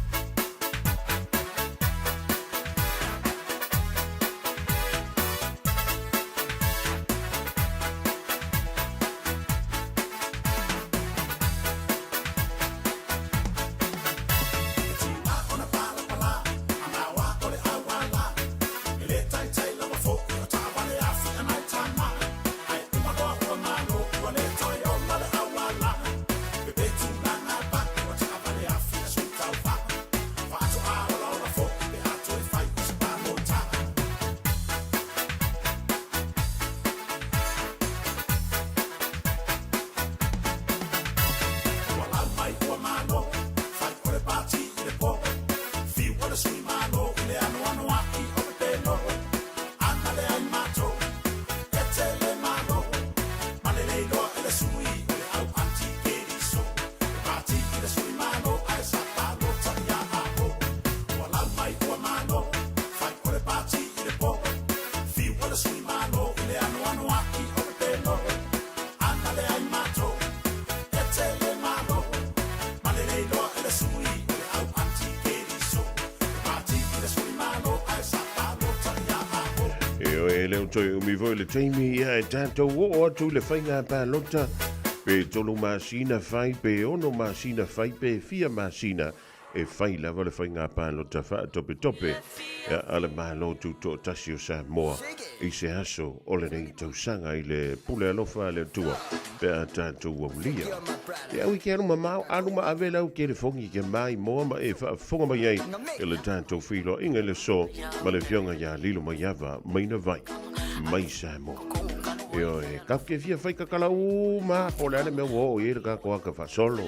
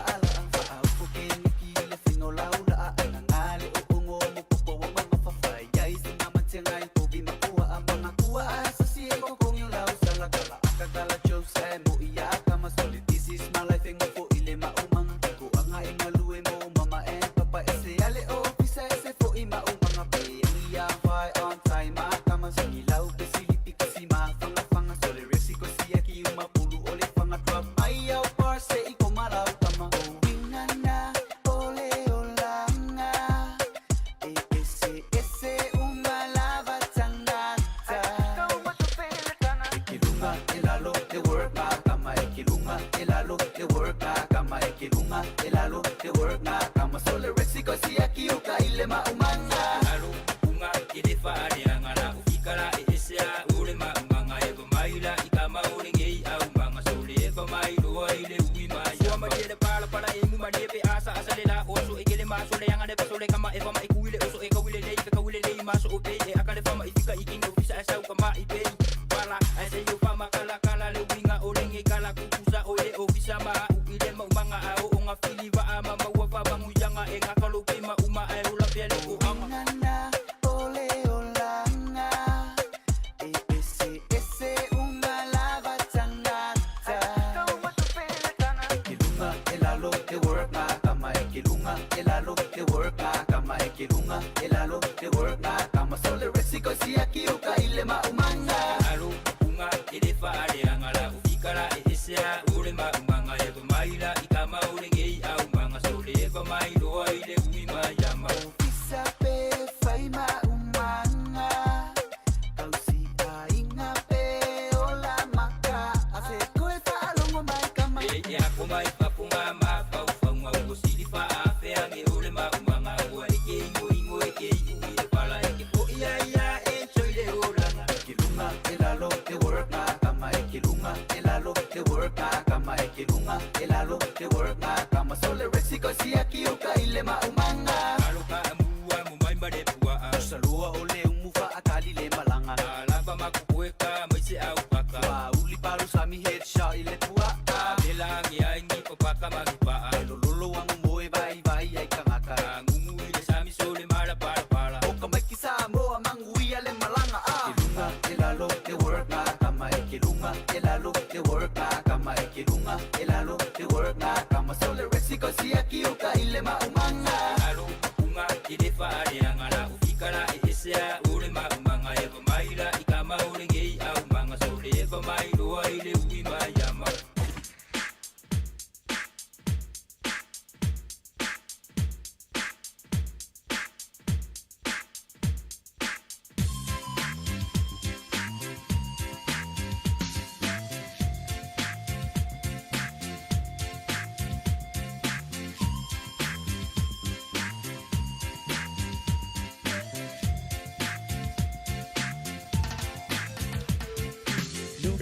Whaawiwianga sui whewhiloi o le rivahenga lea so te loa wa lewa na e whaatali mau tātou whaatali tai.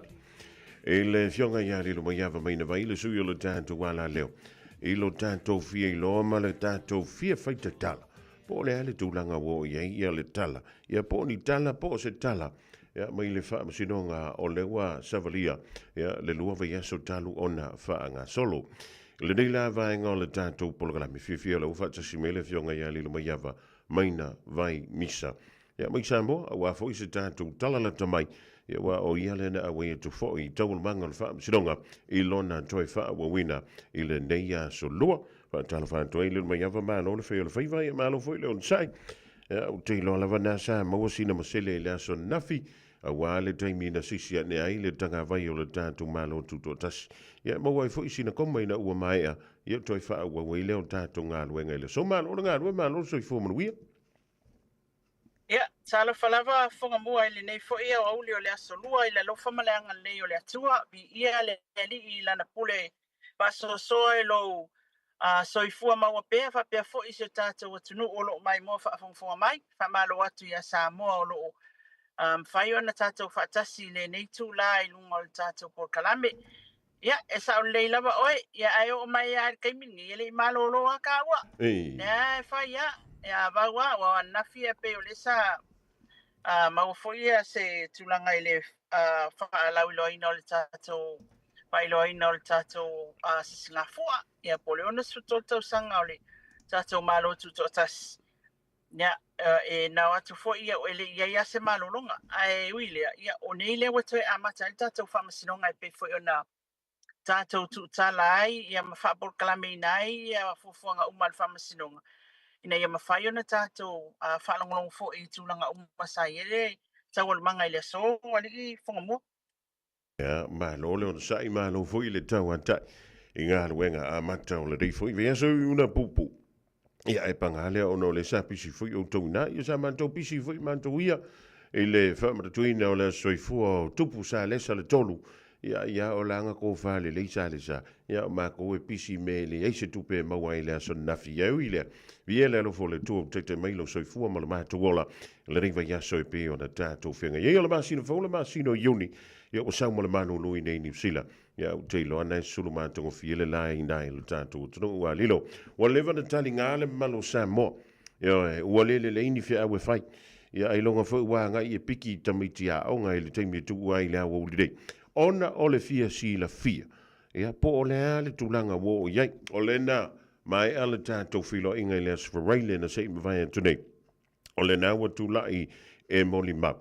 Ia le sunga fo I an tupai. Sapani e pei o le na whaatou taia ia le suenga fo. Ia ma wha solo mai ei lava se ia o mai le so. Ia o na mantou. Ai uli atu ai se au mai se tātou whaamtalanga mai nā lilu mai awa o le hale tūlanga o le suso o ngā lea mai lea sa fureile e o mai lea so whaamulmut. Ia, e ao lawa ona sila fia le tātou atunu o le asfareile le afiafi o le ana kolosi ai ia le lo ia foi lea le ale ali li o whaatau malama ia o Sam Samuelua ia whaapea foi ia le tamaita I sivai. Ia a mata mai o le kolosi le tamaita I lo ia I las fraile nai le fiafi. O le tato li po tianga tonu ai mea le sa tato no nofo ai le whamasinonga.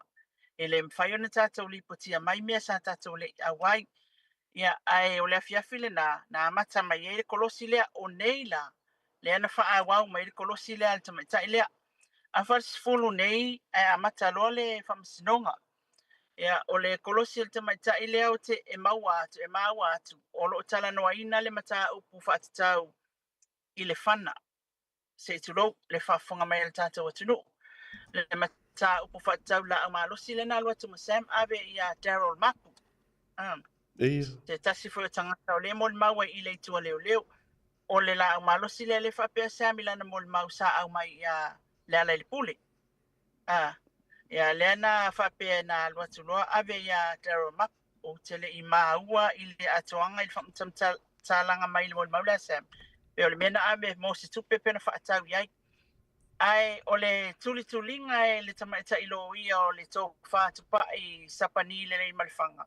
Na tulituli le mata upu whaatatau le itu a inga whana, le itu a inga la au malos.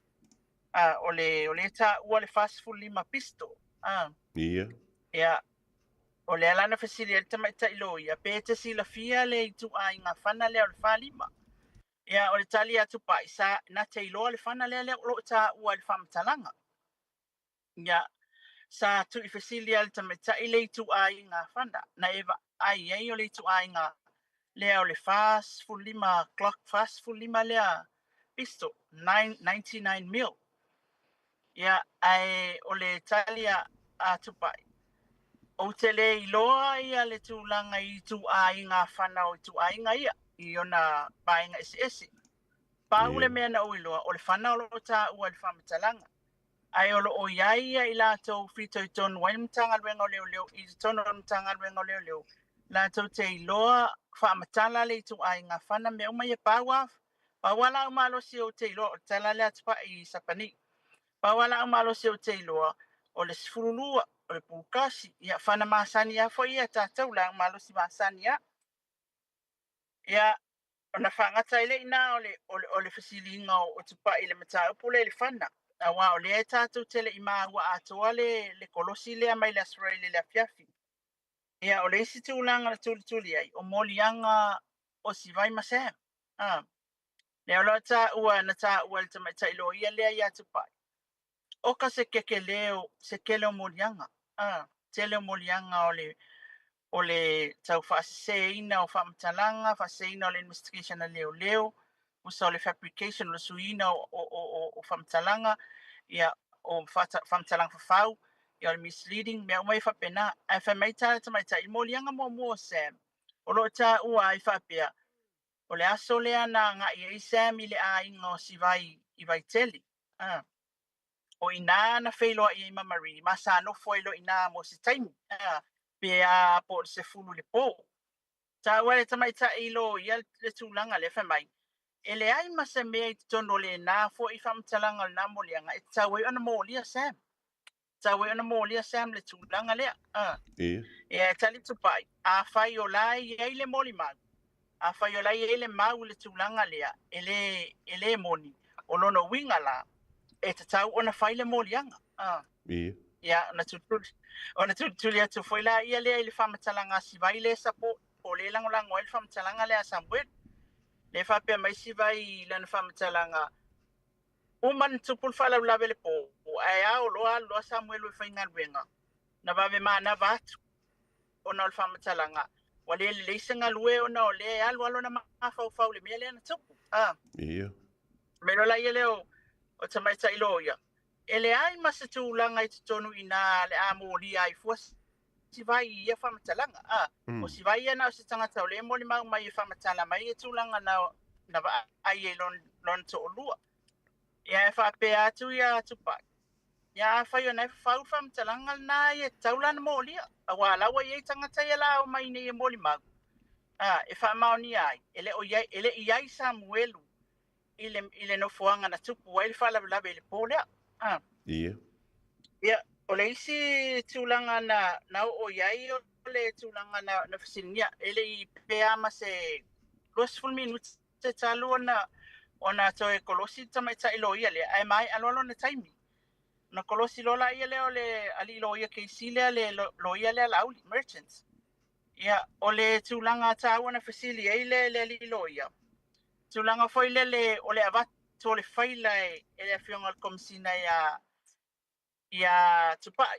Ina ia toe review, ma toe wawa ai, pe iai ni mea ele i o iei le susu enga mua. Ia e iloa e ono mau ai se mau. E mawhai ei ona molia seisi le whalablabi. Ia whapele ali lo ia. Talu ai ona o le manatu le komisina o ia o lana o le ia lea o rimoni. Taluai o le manatu komisina o lana o le ia le o rimoni. Wa avatua ia te oe ia le whaila lea. Ina ia shut down ai se information. E ono lead i se mea moli ai li moni. O le tala lea keisi? Le tala lea keisi. Ia e whape ati tupai. E le aise mea whape na. Ma ia e sila fia. O le whaila na avatu ia te au review. Ko e whai aku le kala keisi. E lei. I le taimi lawa lea na avatu e le whaila ia te oi. Na e iloa o lea na nga ele komisina fisosoani se tasi o moli magu. Ala tanu len tato tala noel vai aso lea. Le na nga ele komisina fisosoani se tasi o moli magu. Na e iloa tūlanga lea, me tupai, o te le iloa. Ma iloa, ale almena leina ua leina le iloa, ma iloa tupai. A whai e ese se mata upu. O lona winga, ele te taula o na mai fua ia te.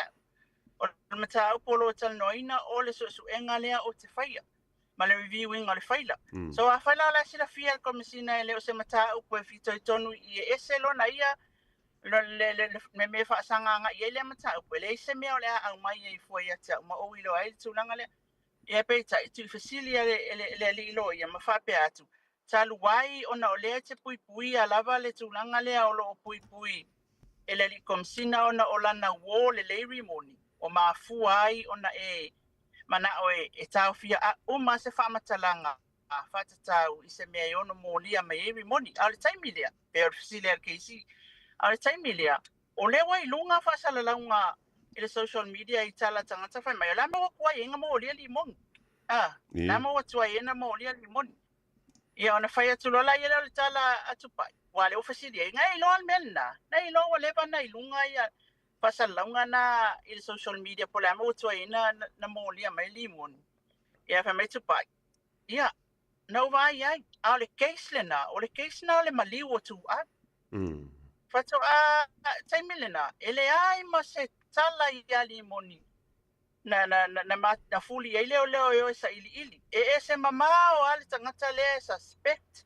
Ma ole ia nga ia sa ilia ina ia maua le mau pe whamautuina. Ai le ai masa tala whaatasi na pop up mai e se me whape ia li moni na taimi. Ai whato a mātou uilo a mamako inkalesi ia li moni. Ina ua mau ua le whamatalanga le a Samuel. Ne pe yola na moni mau le na whai. Ia, o le isi mea na tu ia ele keisi ia tupa i le aso. Tuna nga foi le toi whaatala noa ina o Sam Masivai. Mana tua o le na whai su enga mo lona lua. A tupa. Le na alwe review le whaila ma alwe toi follow up uma mori mau ia mea umaia. Le lai whai maitala ar keisi. Laha me ngā lainga ele kango i whasiri nia ia. Ia Sam Masivai mea umaia. Fasili taimi le ana le wato o atu nei maua fai whamatalanga a Marie ate oi utai o whai mai ele iai le pōle e no wholoma wha tonu leo e o mai to sui e o mai fai whamatalanga a Marie na me ngā lenga le koi whamaka le to su ea ia Samuelu Masivai e whai mai le tala tupai le tali tupai sa fasiringia o le wha upunga na au mai e le toi mana o mia le sui o lana moli mau. Mai mana o mia le whaatu mawina o lana moli mau le na whai tau whaali o. I lana suenga. Le mantua e whamtalanga ia le talanoina nei moli mau i whamsinonga. O whamtalanga ia le na whaatau nuina le suenga ali leo tai leo ia ali o whaatau malama. Ia, o le lana whaatau loa ia e tupai. O le taimile na, ia na whasiringi atua o le tali ia e tasi a Sam.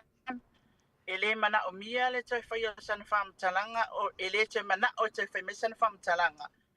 Ua mali e ai whaatu maula na whamtalanga le nei e mua. Ia oi la koe, ia wā o upu ian whanga. O la mea la koe whai esis whamakalam ko so ele o mana o ele tangata toi whai whamtalanga o le mana e whaatu maula na whamtalanga lea. Ia, o le isi tūlanga tā ua le wa au mai e mai suppression order. Polo inga e tā o fia il whasala wina whaalawa i tele. O suafa mo ni mau ia a fia le matau tu langa foi le fai mai ia le lo ia ale tua alaul la mena la iona le to multa ia mo mau ia fa mawina i tono le faila e fa mawina i tono le faila sa tau na o follow up mo mau na o le vai ia to le ele i follow up ina ia e fa pe mai le to fa tupai o le mato te focus i moni mau ia matua a noa mai loa e ono mo lia il tangata o mau ia. Ia nau tau whafonga tia i whailea ia lea tūlanga whapena ia ele o fia tā o lea lai focus mai leo wanga i e tūlanga whaile o le suspect e mau ai le tūlanga tono stangata e ono masalomia mamolia. Ina ia su e ia lape lava le mau e whatau le tūlanga lea. Ia awa o whamatalanga na isi moli mau. Ia pe o lea e tua ia le tō whale ala le pole. I le tūlanga na ai o le tūlanga le suppression order. E le o mwhaianta ua ingoa moli mau ia mai le mwhaianta ua ia le atoanga o lato whamatalanga. Pasa mai e le whamasinonga. Ia lona tolu.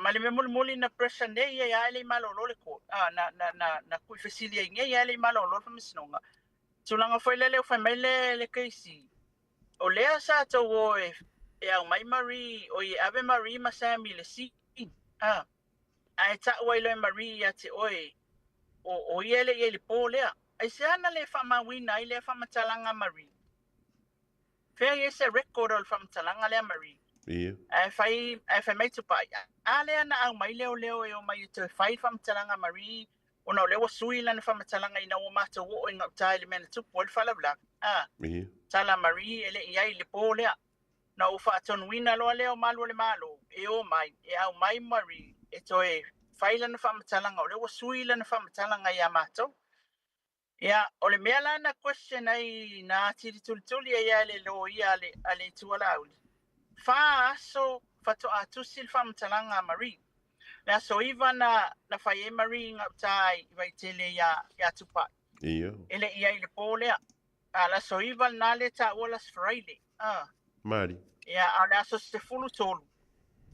Le fatoa mfai ona fa mawina le lae e yai fa mauma le fa mawina ile fa matalanga Marie ian fa perolo tupa se yo maila leo na fai ale su enga e moli mau saoa mata watu la taul tulanga na le na mafua ilo aso foraile aso nai aso sa ele fenga wenga ma tau fatoa o le sumafua fatoa to fainga wenga mai le taimi foi letas na o atu ai inisio o information ta alava sa nga ia inga wenga leo investigation team lavalia ai fatatia ile le famatalanga Marie o le wato amai rono wingo tulanga umana e ono mai la moli mau ia ale oleo e lato te famaunia tulanga na lai ona pe tuai fa so pato ato e fai ele famatalanga Marie le ta ua ia e pe tai watu I fesili atua ele keisi mafapea atu o lono winga o le tuai lea o le watau pressure inga Marie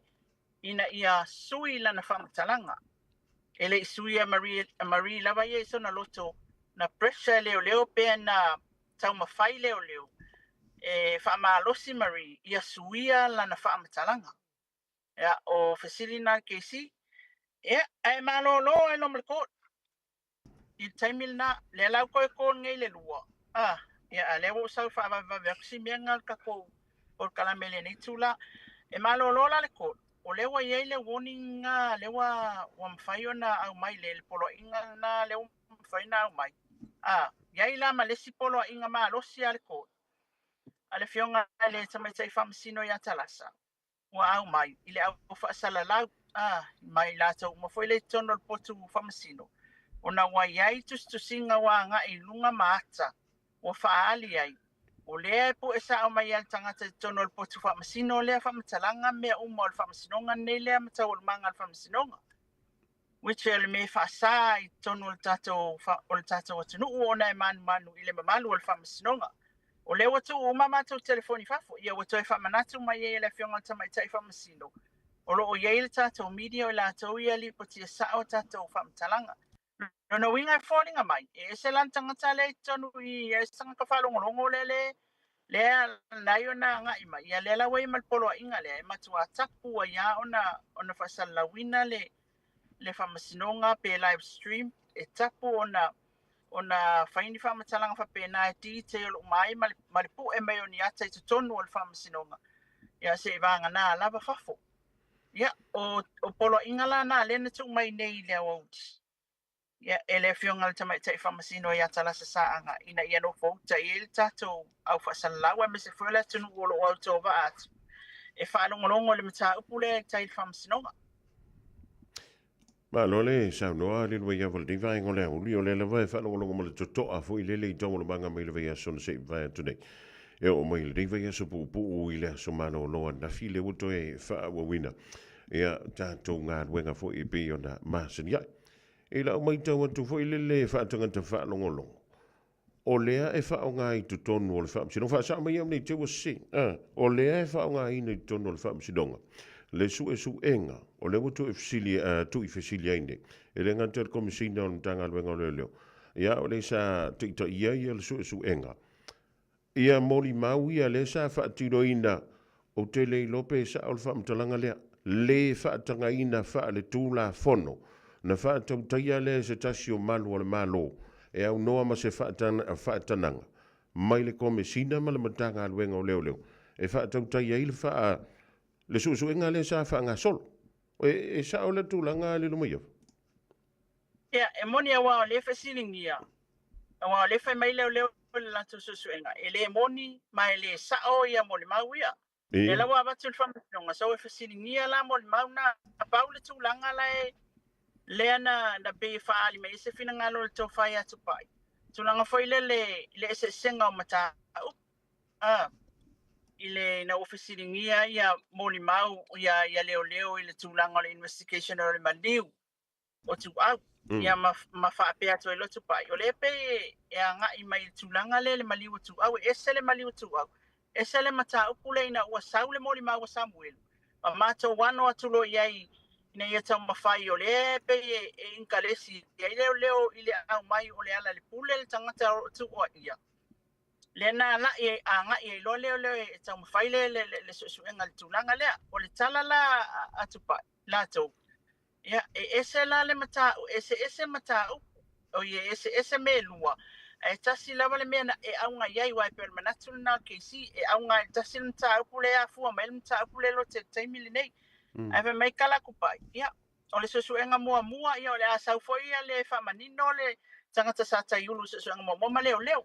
Wa uno reviewing ale faila ia ai tau lava ona tilo o le sosoanga momo e taimina ele isau le moli mau Samuel o le o fato asau nei le moli mau Samuel ule ile mele lo na lua le na mai e lo le faila ia ta o talo e review a o le susuenga mua le te ta ua le mo ia vol susuenga le na fantino ina lava le mtanga le ngau leo o le saule matanga lwenga leo le tūlanga tonu ana le whaatino matanga lwenga leo ina ua abatu le whaila review e tupai ai a mai e lo mawhamakalanga ia le na whai e li o le suenga le lana nga i lo tupai e whaamaunia mai ia e whaamaunia ia moli mau ia lele ia lona winga la a tuwala wa o moli mau tustusia ia le nei tonu o le whaila le tapena mai se tasi leo malo le wa wha malo lo tanga alwe. Le foi e tono le wha msidonga o le whanga sol o le sa o le ali.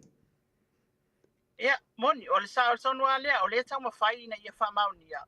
Le mau a leo, e whawhau mau ia. E whawhau, e pipelo, e se. Le tau mawhai la e wha maunia, le taimi nei. Ai le same time o le au mai e fasilia keisi, sau e lalango mai ile maliwa tu au ile investigation o le maliwa tu au le la tau fa manino atu i tu pa ile tulanga le mo e aunga e tasil mta pa ese me lua o le e tau na tu e fasilingia la tau ile tulanga o lo o ia ile mta u le mo li mau sam ile mo mau la vai ya sam le pe e tu fasili mai ia lo ia mfa pe mai o le wo ka ngofi molia sa mingai ma molianga ai nei ma fa matalanga ma le mangi me ye ka wenga molia pe wa le tele o molianga o tau fa fefe ya sam ina wa avel fa masinonga ai fa pe titu pa ile se tulanga fa pena ile molianga le o fa ya e mafua ona ua lava le mau pa te ingala o le fai mai o si vai ile na fa matalanga len pe ona onta o mua o e la tulon to lua o le langolango ai fam telanga sam e la tulon to lua wale wa fam telanga sam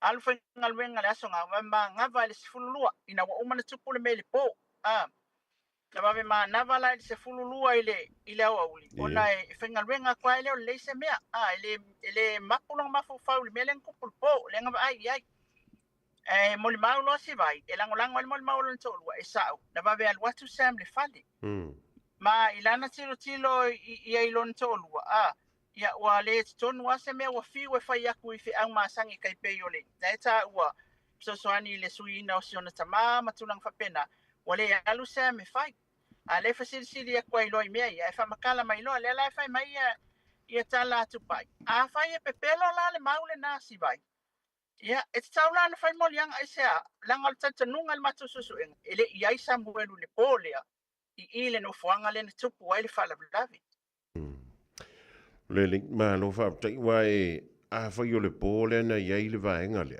yo le la tu silia tu foile ile moli maula le na mo fa mai mari o le nga koso mai le pasi ka se o le po ale tasile ile moli maula ali ia o le pole le ta wese o ia na sau portal se full faila inunga mari mano foilo i ina uma na faile inunga e muso fa aola pasi kai ku ke le lopo le mama wa le isi singa ai e melenga ia ele mana e fa aola pasi kai tu ona mo moiro la tu ainga le na laina nga i melo masema nga ilunga ina ia mafai na fa aola le pasi ka e tu lo iluma ai vai ku la la amarka ka le fa kel fon ol mol maule asam mol maule le fa mai leo e fa e pelo ia o mai saulo ia o mai lo saulo tanga te fa pelo la upu e la ke kuku se ipasil kanga kale ang fa ola le pasikalu sam e nei leva ai fa long kulo e sau mai ngai la lo ka vale le pi o solo langa Le ngala ve lo ka kale le nga fa kel fom. Ya ma fa mai lo wa nga ia tulo e sam la la ku ye yo le ai bo ba ai mele ab ta vale ya sam le savalia. Ko fa au solo marka vale al wesi. Ia. Le moli maula le na. Ne fa mai tu pa. Ia. O le ai moli mau ia la ko moli mau o le tu le ele moni le moli mau le asam ele ia le pole I so le pack le lai pack mai si vai le moli mau le asam ale fai mai a fasile keisi e ke le ko fasiningia si vai e ke le ko fasiningia sam mai ia kala atupa e mo muso ko suila fa makalanga e muso foi ko fasiningia la wa la ma nga wa e ku mau bella mol mau la fa makalanga mo le fai ali Ia. le la fai mai ia tala atupa o le la pekel mo maule asi vai lona to lua mai mea uma mal fanga solonga le ta o sami tonu I le la fa mai kala loya na me wale nga mo le fo si vai she is just a witness someone le if so soangi ile mo mawalon ko wa fa mai kala atupai a fa yo la pepelo la mo mawasem le wa pepelo masivai le peka pinga le mo mawasem e ka kaula nga mo le o le awai uma tonu I le fa le Wai maua mai. Ia. O lono winga la o le mea la na lea leina tele mori mau o le matanga aruenga. O o le fa mai le la tō mau. E fa fau ma pepelo mori mau sem. Ia le ae fa mai sem la ua ia masiva. E le i o le mea na le sa tupu. O le mea la ngā lea lenga ko vevesi I vai aso mua mua ne o le fa msidonga a lilo mai. Ia e langa le fai mai la ua e a foine. E moni le mori mau lea. O le fai e tu fasini mai e. E lo ia lato tu pe o le ale tu langa tonu e fai mai ele o leo e moni. E mantua o le fetus fuluono moli mau. O le anga I mai fa tasi mai. Ia e a o le umua mua tu I fasili a tangata na lato fai ale so suenga. A moli mau au tu pe o key witness. Key witnesses. O le keisle nei. O le fanga solo mai. Le lai fai e tu pai. Ia o tu langa le te whapea mai. Ia le ua fai atu. A fai pelo ia pawanga mea mense tu pai. A fai pelo la si vai ilana lango ina mo ma sam ele ia sam le pole ia le mel na ma fu mo lianga wala nga le manatu le manatu ai le tsuenga e ia mo ni mau ia na mai au mai ele ia sam I na paula tangata na ia to suil na fa matalanga na Marie le ta ua tsuenga leo na sui ai ina wole se singa le no fuanga le afenga lo ko e masam o I fenga loko koe masam e fa mailo Marie fa mo lawa fiongo kele iai I le po le mea a ko kele I po ia fa tonu lo tu pai I leo ia na lato e toyo mai e mai Marie e failen fa mtalanga o le wasui le na tuli le loia le umi le pilioka le nga mai le soiva e fa ko akusi fa makalanga la sfulkolu ale ka my reasons atu pai fa mai ile taimi tonu ale na ba toi Marie tai sa wai fo ile si information e ka wa ko ka nga I ele mato team so ina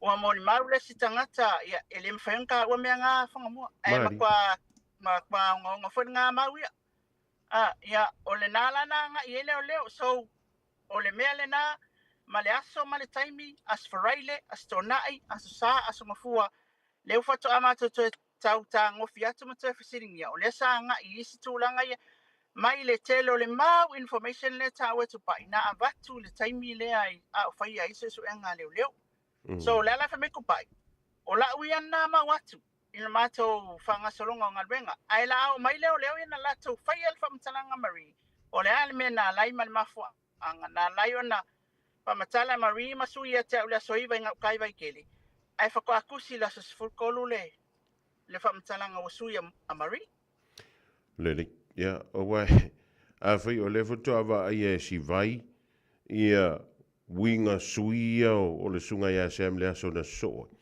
ia longa winga la ia kai mo ila Marie o la ai a fai fo la nga woko e sui mai kala Marie mali ele ia inga ia ia o le sila na fisili tele o ai la nga ia ma se pe ava pe mongi se ia wal tala le na tawe tu pa wa e mato tele focus wa le ufaku ia I fuini ia le keisi la menga lenko le o ku fasili ka ngaka ia lenga abaku le ta o tonu I fa peskala atupa O le wa mako focus I. E awhini, e tā watu mawhai atu wa inga I. Maono mōli ai le tangata le mato te suspecting. E war kai mingi lai whai e a whaua wai asasuen. Nei lo le mea le wa mato te lo te ele au mai. E le whape kasi sa information nga sau le kai mina. E to a tele, ma e tele fo. O I la tau fo ina au mai le information te mina le wa na mako focus I. Tangata na iei tonu ai le sini. Oisi na uma le mea anga ia tu iai I le pōa lea. Lona winga la, o lea tutuli leo le ikūlea. E peo le ikūlea le lo kirikilo iai. Le whai mai iai le moni le mau. Ia le whasiringia e lo ia. Walanga e ala na whasiringia. Se tau na whasiringia. Wa e valid whai whasiringia lo ia. Ai se na lai o na suil mon maua mari I la soiva. E kusi la sukot. Lua. Oka le whaupunga mo le mau si vai ma Sam. Le alma fua anga na laiona, wa laiona whai ole atoanga o le mea lea funga mua. Le wata ue tupai. O lo iei tangata I muli mai. E la tau te whaamaunia le la tau mau. Ele iai Sami o le sin. Ele iai Sami o le pōna tupu o le whalavlavi. Le lik ma lo whaafutang I sau mai taula iai le kolosi fo I le soli le maiava I mi sele whaanga solonga wa le afa muli leo whaanga solo o le aso lua le nei le moni mau o le sunga ia tupa. Whaamatai ono suia se muli mau I le aso antau pe antanto waulia pe ono wha ua win. O le ele I kolosi Tania Toiloa. Ia makutua Tania Toiloa ele I kolosi. Lona winga. Le wha au taimi nei lo ia lau. Lona winga umalei ala le fiafil nei. I lo ia la. Ia ona taiawa ena lola ia lea. Ia o Tania la tangata o te iloa. Mapsua tangata o te iloa e tui fasilia tupa I taiau. Fato asu I iloa leo le Simon Mag. Ai o le tūlanga tā ua e pe ona a sinia fo I le tūlanga wai ele tātou whamasinonga. Ia o leo wa makanga o mai tō tino o le mta upu. Tūlanga le whatinonga o le investigation a leo. Wa tonua mea la yona mafua na moli leo tangata ia. Ia le lau whamanino atu e tupai. Na ala na moli ona ua iei le mau. Ua maalosi le mau. E kua ia e kakalia. O ia lea sa ele o iai ele iai tonu I le taimina tupu. Ele whala blapi. Ia le ngantai lea lilu mai. O le fui te ia tu ta ia le whana. Le whana le pe ona I ta ua le na ma ua maise whamtalanga I le asfuri. Lona winga I la uia mai ta ua tu fo I le whaatangata whaalongolong. E le ngantau le ta ua le whana. Ia e o le se le ngingang whaaka waipofi. Ua makua ke le a kua I kua si a kako maka upu. O le mele tau tuli atu. Po o le mea e ngai I le po lea. A wa e kakaulanga au mai ma le whaafangua o le mele ngai ai. O le kua I ngā mō li ngā olai. O le koi ngā me pu e aka lefa mai o leile matanga aluenga o leo. Ia ngā ko wawa ai e kulole i. Pe a saure ka avale. O le ala kua I ngā malama e ke wa ai. A saule a whapeo se pi onga. O le ala kua I ngā enko e ke wa ai e kuai. O na e iloa tu. I whai kua I fwoi I lilo mea. E o lenta ue e tupa I le so. Wa e peo na lo te almta upu le la amalos. Pemelo le tupa. Yo le sau mapu e. E whaila na moni mat. Ia na tata uai. Ia le whana ma le mena o atua ia te ia ma le mata upu le whatau I le la amalos. O le e fwoi o mai tisi tangata e moni mau. I le mata upu lea. E whamao ni ai. Sa ang whakau mai ake ia kovia. Pele ai fo. O le fwoi o mai tangata e whamao ni ai.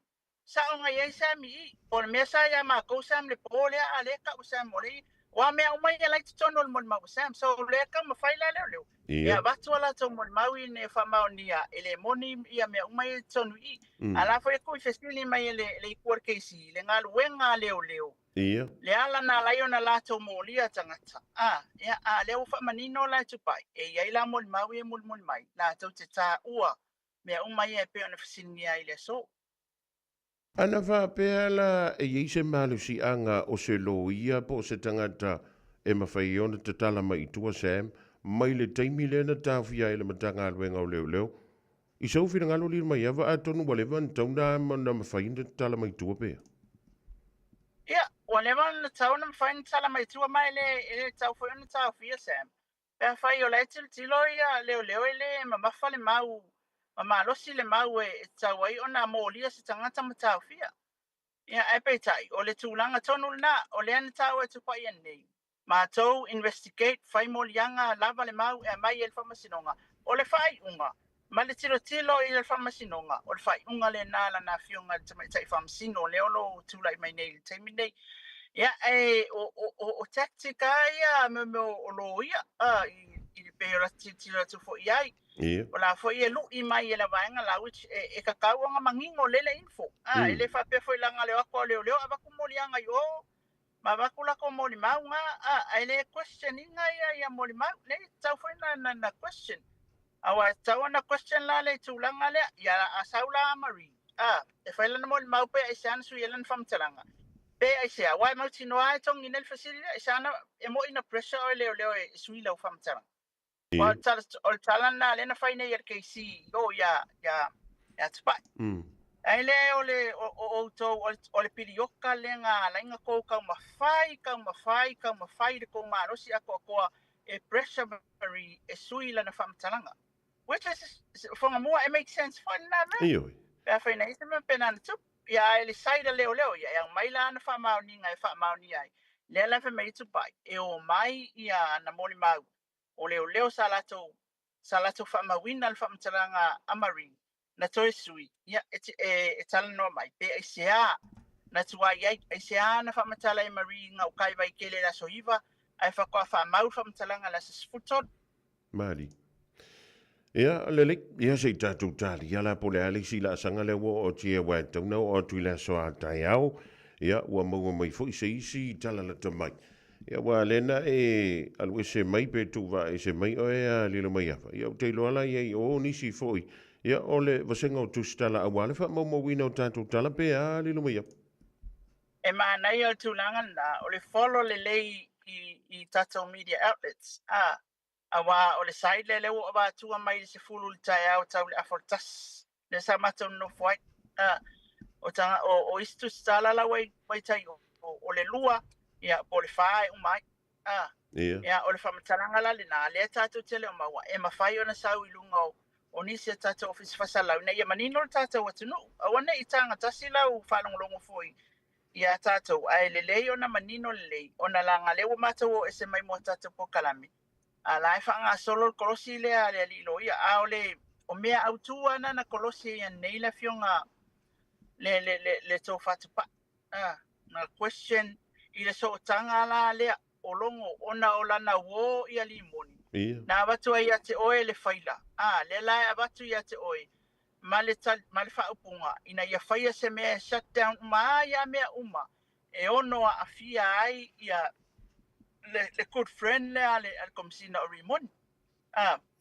Sa fesili foi le lo ia i ate pai. E kei loa o le good friend le a limoni o ia alongo o rimoni. Al komsina rimoni ai fai ia tu pa e makwa le loa se nga mea nga pawa le mea mai le faila ia kia ma mai le faila ia tia ele ai ama se to ia in al komsina la susu enga pena sawe fa ali mai eso na langona masona manatu o le susu enga lava mala review o lava na ufaya ele se me fa pena na tu tu sale ka keke enga uma e tu pa i mea uma na wai pe fully mingu ke luas fully mingu ke o ko ia fasininga ile tulanga foi lele e tau mafaina ia maua le so tanga o le fionga le komsina ile o lo o tuwa ia ia e mafu ai na fa nga tu pa imana na investigation ia peta ifa mai tu pa ile ise tulanga fa pe na mai e tau le faila ona pe lola ia le e fai mai se manatu o pa au ile tu o komsina tulanga le la susuenga le ai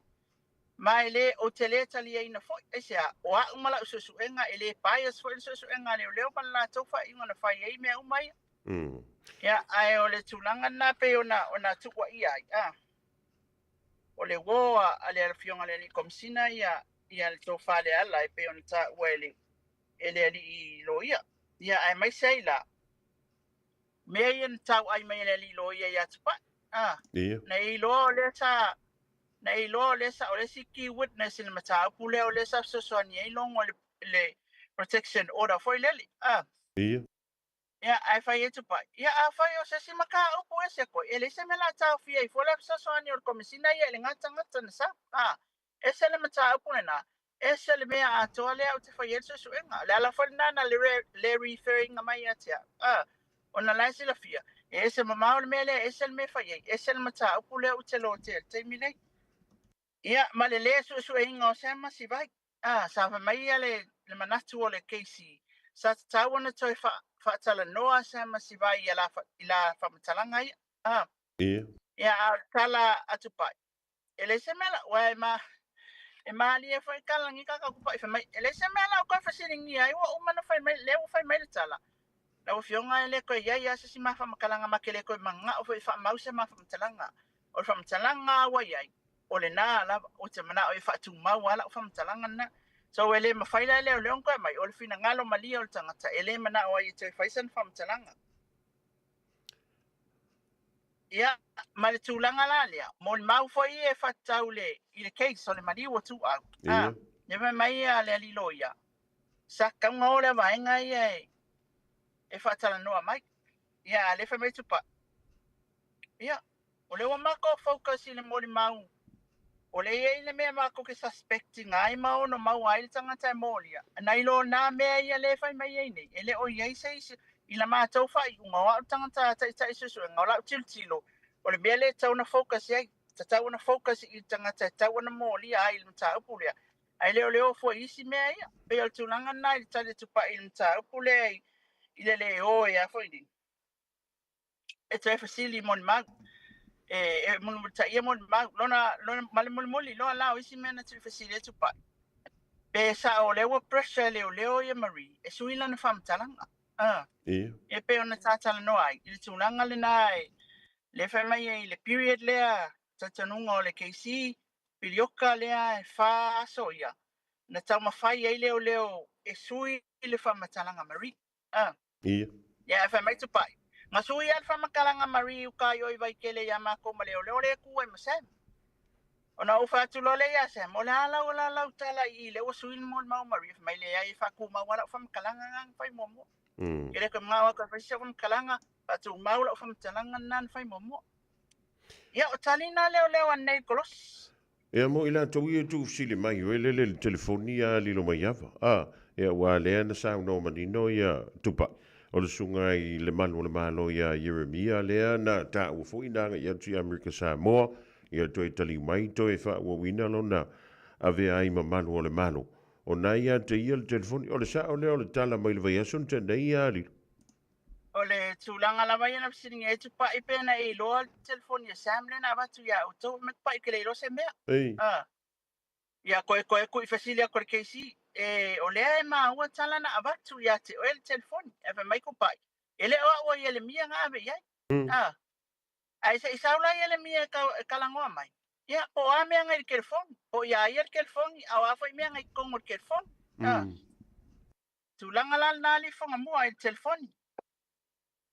Ewa e pe e. Ole mena le tate mai tawina. Fui le fina ngā lo le tātou tunu.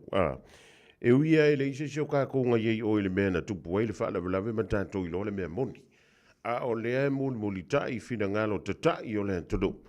I le wha matalanga le sunga ia Sam le pe o le whaia ilungo stasio ala leo. Ia po ala ta foi tono ni usila nei. O ina ala le pe i lima taita ina mai ei la ngona i au te whaita watu. Ia ma mai tawina fo I lea vaiaso ma lea fo I vaiaso. A o le maanga ia la o le mele o tupu le teimile nei.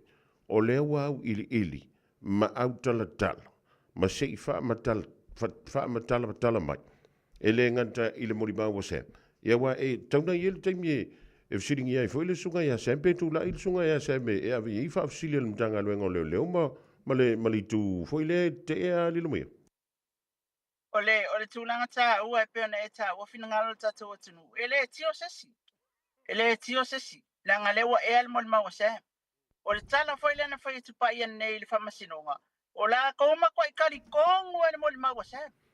Inga ua sau le moli mau a Sam. Ngā mai le moli mau le a Sam. Le ala foi le nā, le wha mei tupai. E mako ke le ka ua se le ala le pule I mingei mea umanga whai el mako se suenga momoa. Inga ua sau Sam. o ina nga whakoamako in kalesi e lo ia le ala le pule. Lea na tau mawhai e lo e whamaunia, even le ala le pule ngā maku le ofisa. E te e uma le ala le pule, i tu ua inga uma ia uwhai atu ia te ia sa.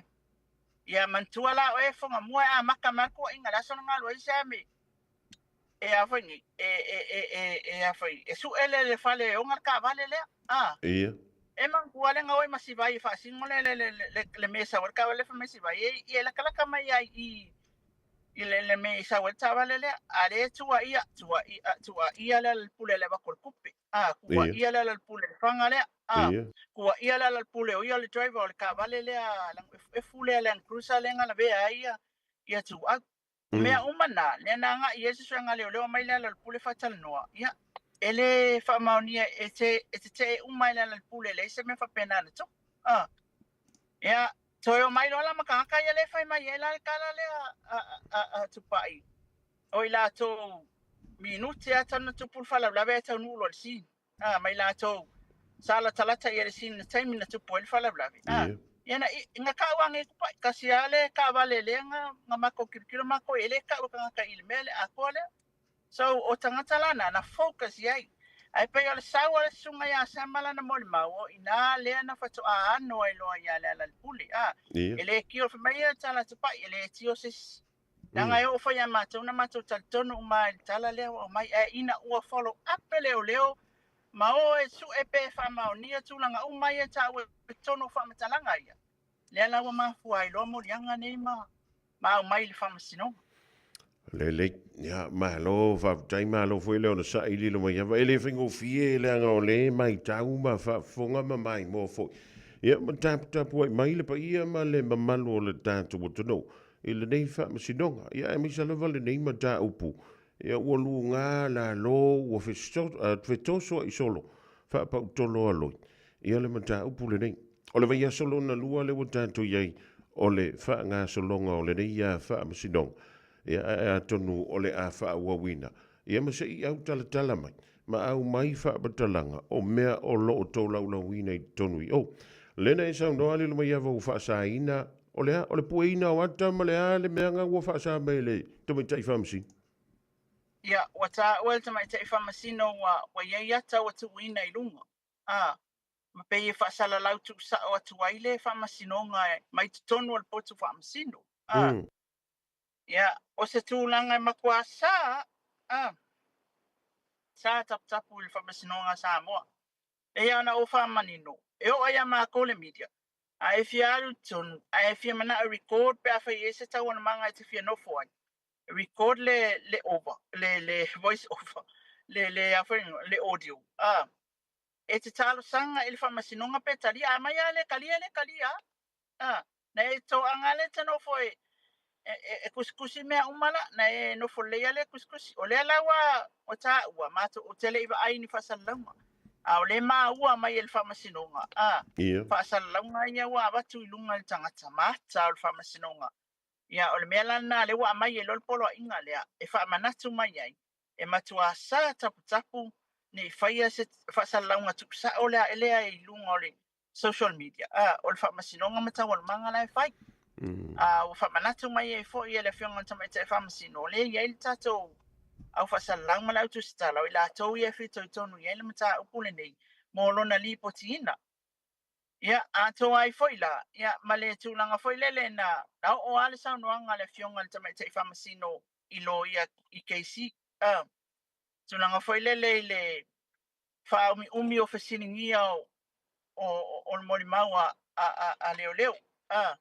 O laua lewa o na tali le fasili. Wa tali wha alua wha atol pe repeat ia mea umai taimi umai e keisi. Ia o le nala le na whamanatu mai anei e le whionga le tamai tai whamasino. Ia ona o le tūlanga na lewa i ele a whianga o le tatou whamasinonga ona o le tūlanga na o whatele me whasalalau. Ia e niti o le tatou. O la waenga ia anga i tonu i whanongolongo ma i le tatou whamasinonga. Le ia, ma lo va taia le mai ava manino le mantola vai i nisi fo vaenga le na e mori mawina i le so Lona winga lao le tātou tūri mata ia pe wha wau le mori mau lea le sunga le malo le malo ia tupai. Ia pe o le ase e mai lo o ai le si I sausi la fia leo le ase e mai e se so o antua I mori mau ia le tanga luenga o leo leo. E leo ilo le taimil nei lisi mal whasalonga leo leo atu sa pe whaila tau lisi a manatua leo leo o tangata leo tauna lutun. O tangata na ai o le tūlanga whaile o le tūlanga na e whengata e tatou whamasinonga. Wa e taimi wa saure kolosia le silo ia. Kusa leia mar kolosia lo ia ng sang mua. Wa poara ia kakale ngofu kongol whamasinonga e lipokia. Wa pe wa repeats le me kas. Ia, ai o le tūlanga whanai le tele ni tatou mta upe tui natu e pe ko ale mga ngofal whamasinonga se vai maka upe o mai manako wa. Ona o tūlanga na. E question le mata upe tas. E makua pe luas fulu fesiri e kongole o le vale ina ia mutinoa e matua whamanino le maua a leo leo. Ia, ai o te iloa whangamua, talo sia e o tae au, ia vawe uma le kolosia tania pea. Ia ona maua ileo te isi moli maufoa wa o te iloa mena I fia whaafonga ili tata o tunu. Ia wa a kolosi tania, ia o te iloa ia I foi le re-examination ale lo ia le tua leo leo I whaia I le vale le uma I ole o mapasua. Ia lono winga. E umi whai asa taimi tae au le foi moli mau tase le so fatu pa. Ia ai e ki witnesses se pe ona ta uai e le keisi ia ale tua loud. Lea la ta uai ia le tamalena nga ia tupuola. Lena nga ia wapa. Le lama wa pa au o le siki witness longa winga o le sila nga mol mau au tu o le case le o mol maula na o te lo fifa fonga el tata o tunu e fa mau ni ai matali e lo fasilia na ilo ia le tu mai le o mo lia si vai masam o kale ke leo uponge molianga ale al mafuanga ele tawana mo lia ia le fa mai leo ele te mo lia wa ia le mau le au o matangata na mo mau tulanga tonu ana ia ele ia sam I te mila tupu ai fa la blafi Lari, mo le tulaga fa taia li lo ia le tatu filo inga I le dei fia fio le sulua e de te wi se simanta uputa ua o nana e mau I le so por fa ngona viaso e au sil fia le tulu li tulu ina le tatu filo inga matango fia le so o le pawal tulanga fonga mua I look forward ina ia fa sao lele mafaufa o wale lipotino tatu fa masinonga e fai fo imale fai tete e wai e o mea nei e le tango fiele le tulanga o le talia pea o tu stala el fa masinonga pe asa o lei ai a fai fo isa se io ina fo ile si polo inga au mai o no moli el tangata ai o le tulanga lena ele isa si mata upu tatu to tala no el nei taimi o tatu update pu le amol nei afiafi te loa tae au te whai whare isi tatou update a wai tauan tatou mon mawina ia le wai ese alo ia mala tau fasili ese fo I tue a nga I mai e tu I fasili le moli mau ia e tau fo iona sila fia le tatou atunu ina ia manino le mata le vai I le mata upu lea o tatou ia nei il whamasinonga whangamua Ma lo va taia moli toile nga fa tai mo le tatou li poti le dei vai ngola woli ia po le dei fo I vai ngola fiafi Alo fa le tua mafua I pele malo si le tino sili ai la nganga e wa la tua e afu longo pui li pa ia mala malo le tatu tro fa le liwina fo I mai le ngana peritang ni anga ile ngana Samoa ni si o tau manga lo fa nga solo tono le fam songa tete tu le tua lo soi fu ma sama tu la tau tatu toi fisila fa ye tau mai na e le tatu wa freeloing le dia so lu ma tu viole lo ko sulu mai le la sa ki muli lu mai Ia, waftai lava whangamua, waftai fwoi lo tau mawhai mail tātou po kalame, me se fwoi mōlu tātou atunu, ina ia mawhai o na mānam lama I se tu ai ele tātou mta upul whamasinonga.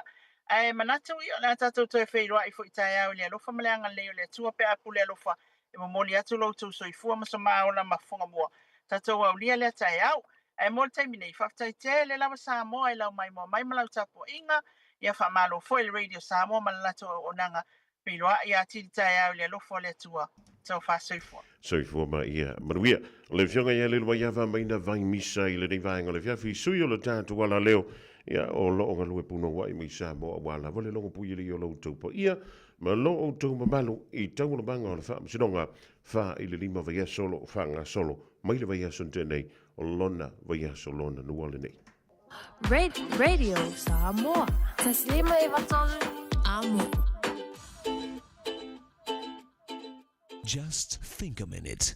It could change everything.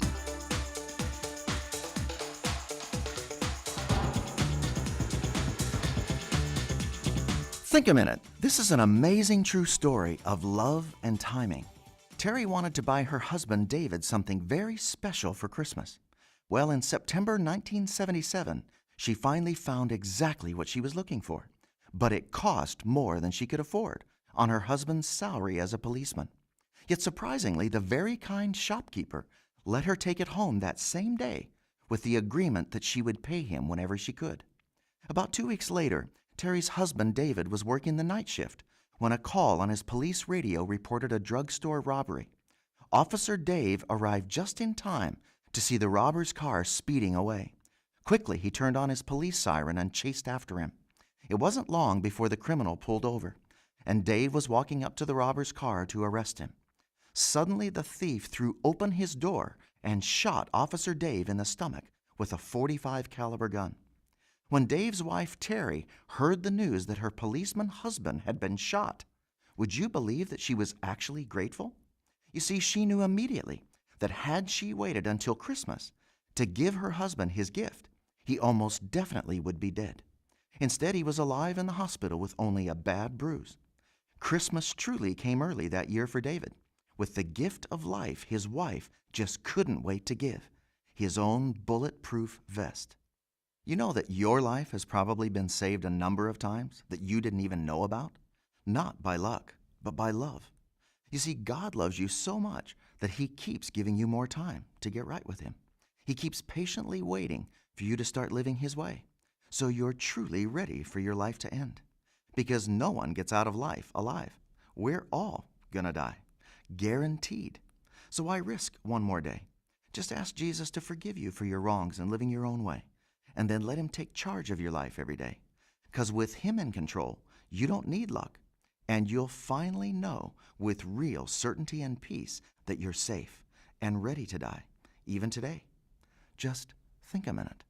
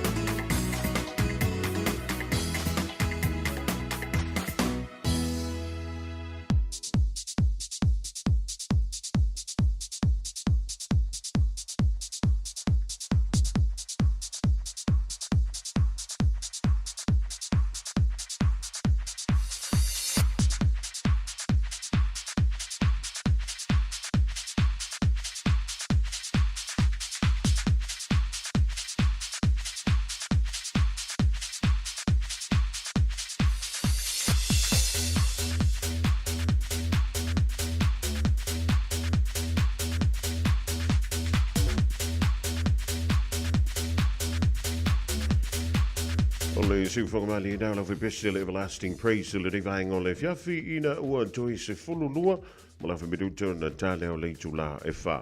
Whiwhilanga o lau whatasi mai le sunga ia Victor o le tautomala o nanga a le Tire World and Auto Limited iona la le lua i o Tara a wa fo se tātu li poti ia mas wha manato le rima sino iuni ua tātu o lia malona lua malona o sa ia Victor. Ya, ngana mai whalalo i whakaroka te le sunga o mua. Malona la sa i malo te tua. Whakaroka koe laua te inga maru sa moe te no moka malawa. Te anu i makuta mai eia. Malona la sa i malo te wata. Disi renga unu e tā. Wali se manua mana vanga renga. I o tauia.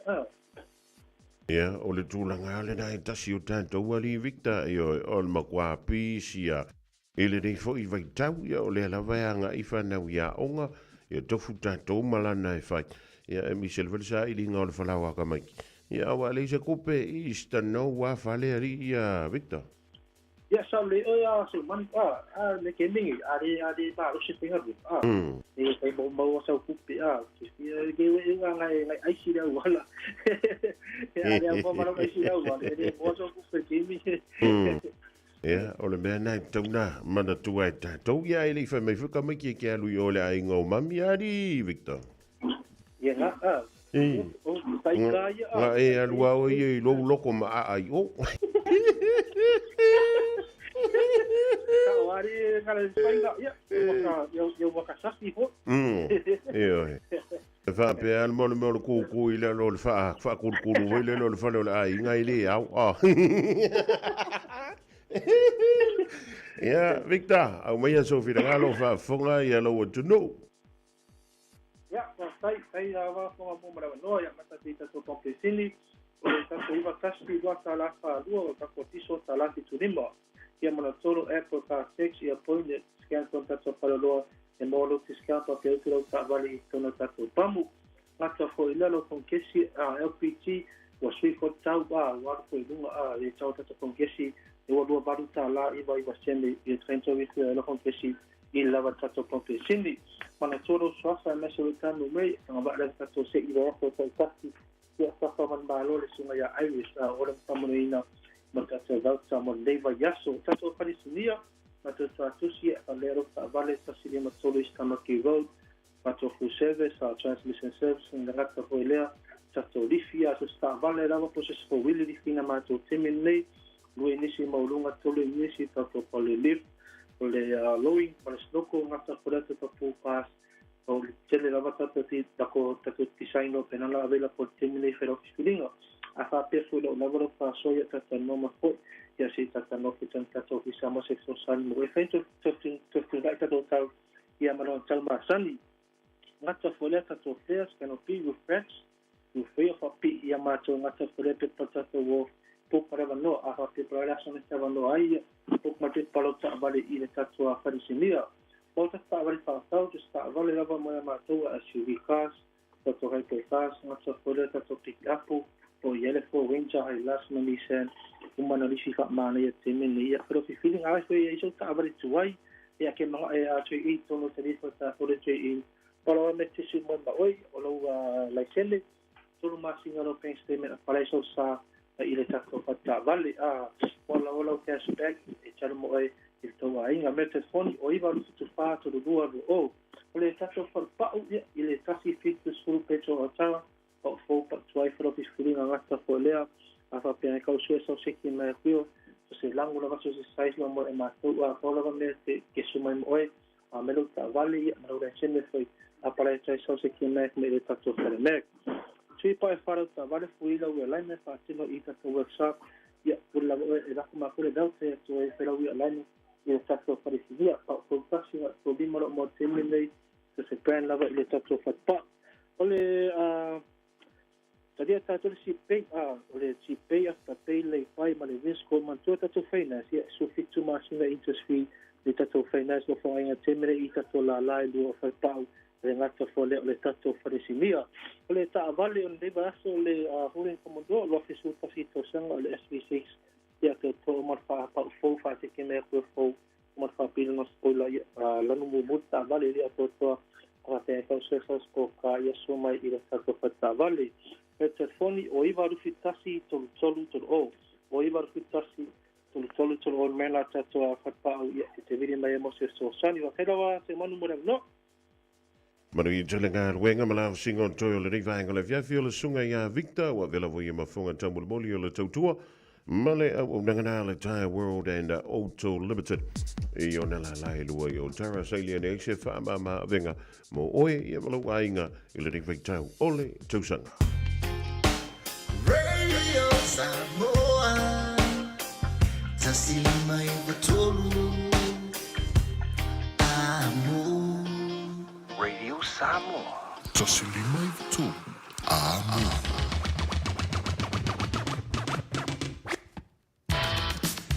Samoa wa tolunga tui nama se tutu mo e le ria solua ia o le vai so pupu nei o ngā ruenga mi se fo yo a onga ale whanau no le aso malolo le sa whenga iei me tatou i le aso ana nafi le aso whanau o tupu sa lesa le tolu tono ni sila ia le aso malolo le sisi ngā fua i Samoa au tatou i Australia ia na foto awhai o kou e le masinga fua i o e whai esi pi haino o kou sore ia mako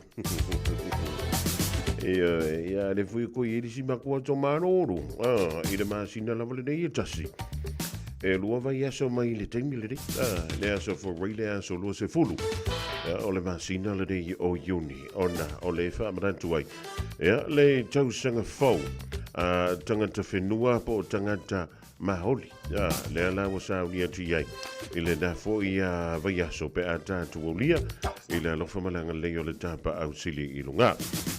O le fionga ia le ia tau sa vema le programe le kanga i fo faiva e so atuai pa mai a tātou tala ia mai ia tunu o le Pasifika e langa tai leo a tunu o le lanolangi ma ngalo so leo lau titi feitama sa moa manatua au fuala au wa iwa sau le malulu i oe kolua palankeke i oe male whaako anga whiri o longo winga e o le le iare po e valu ave kaka alo vatu soifua.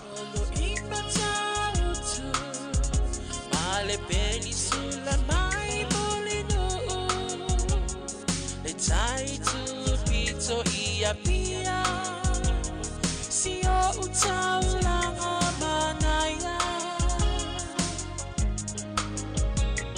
e fe pula fi mai le sau o ata uma o fetu o le lani e sulungi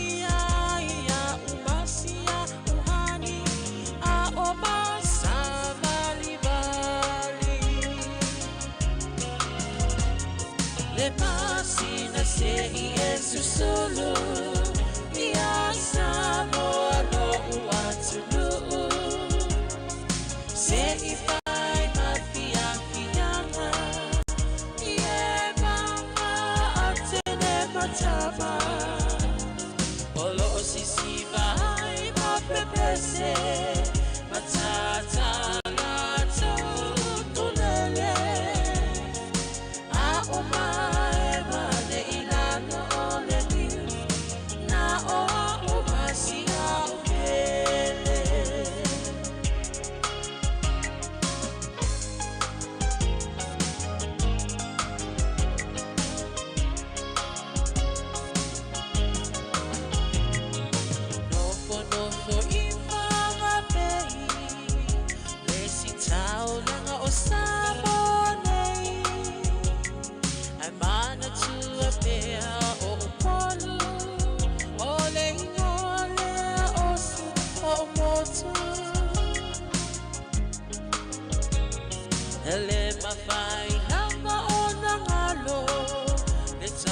Tape mali o vai singano Olo ono ai tine matama yung alona awala lau papa Le pasina se Yesu solo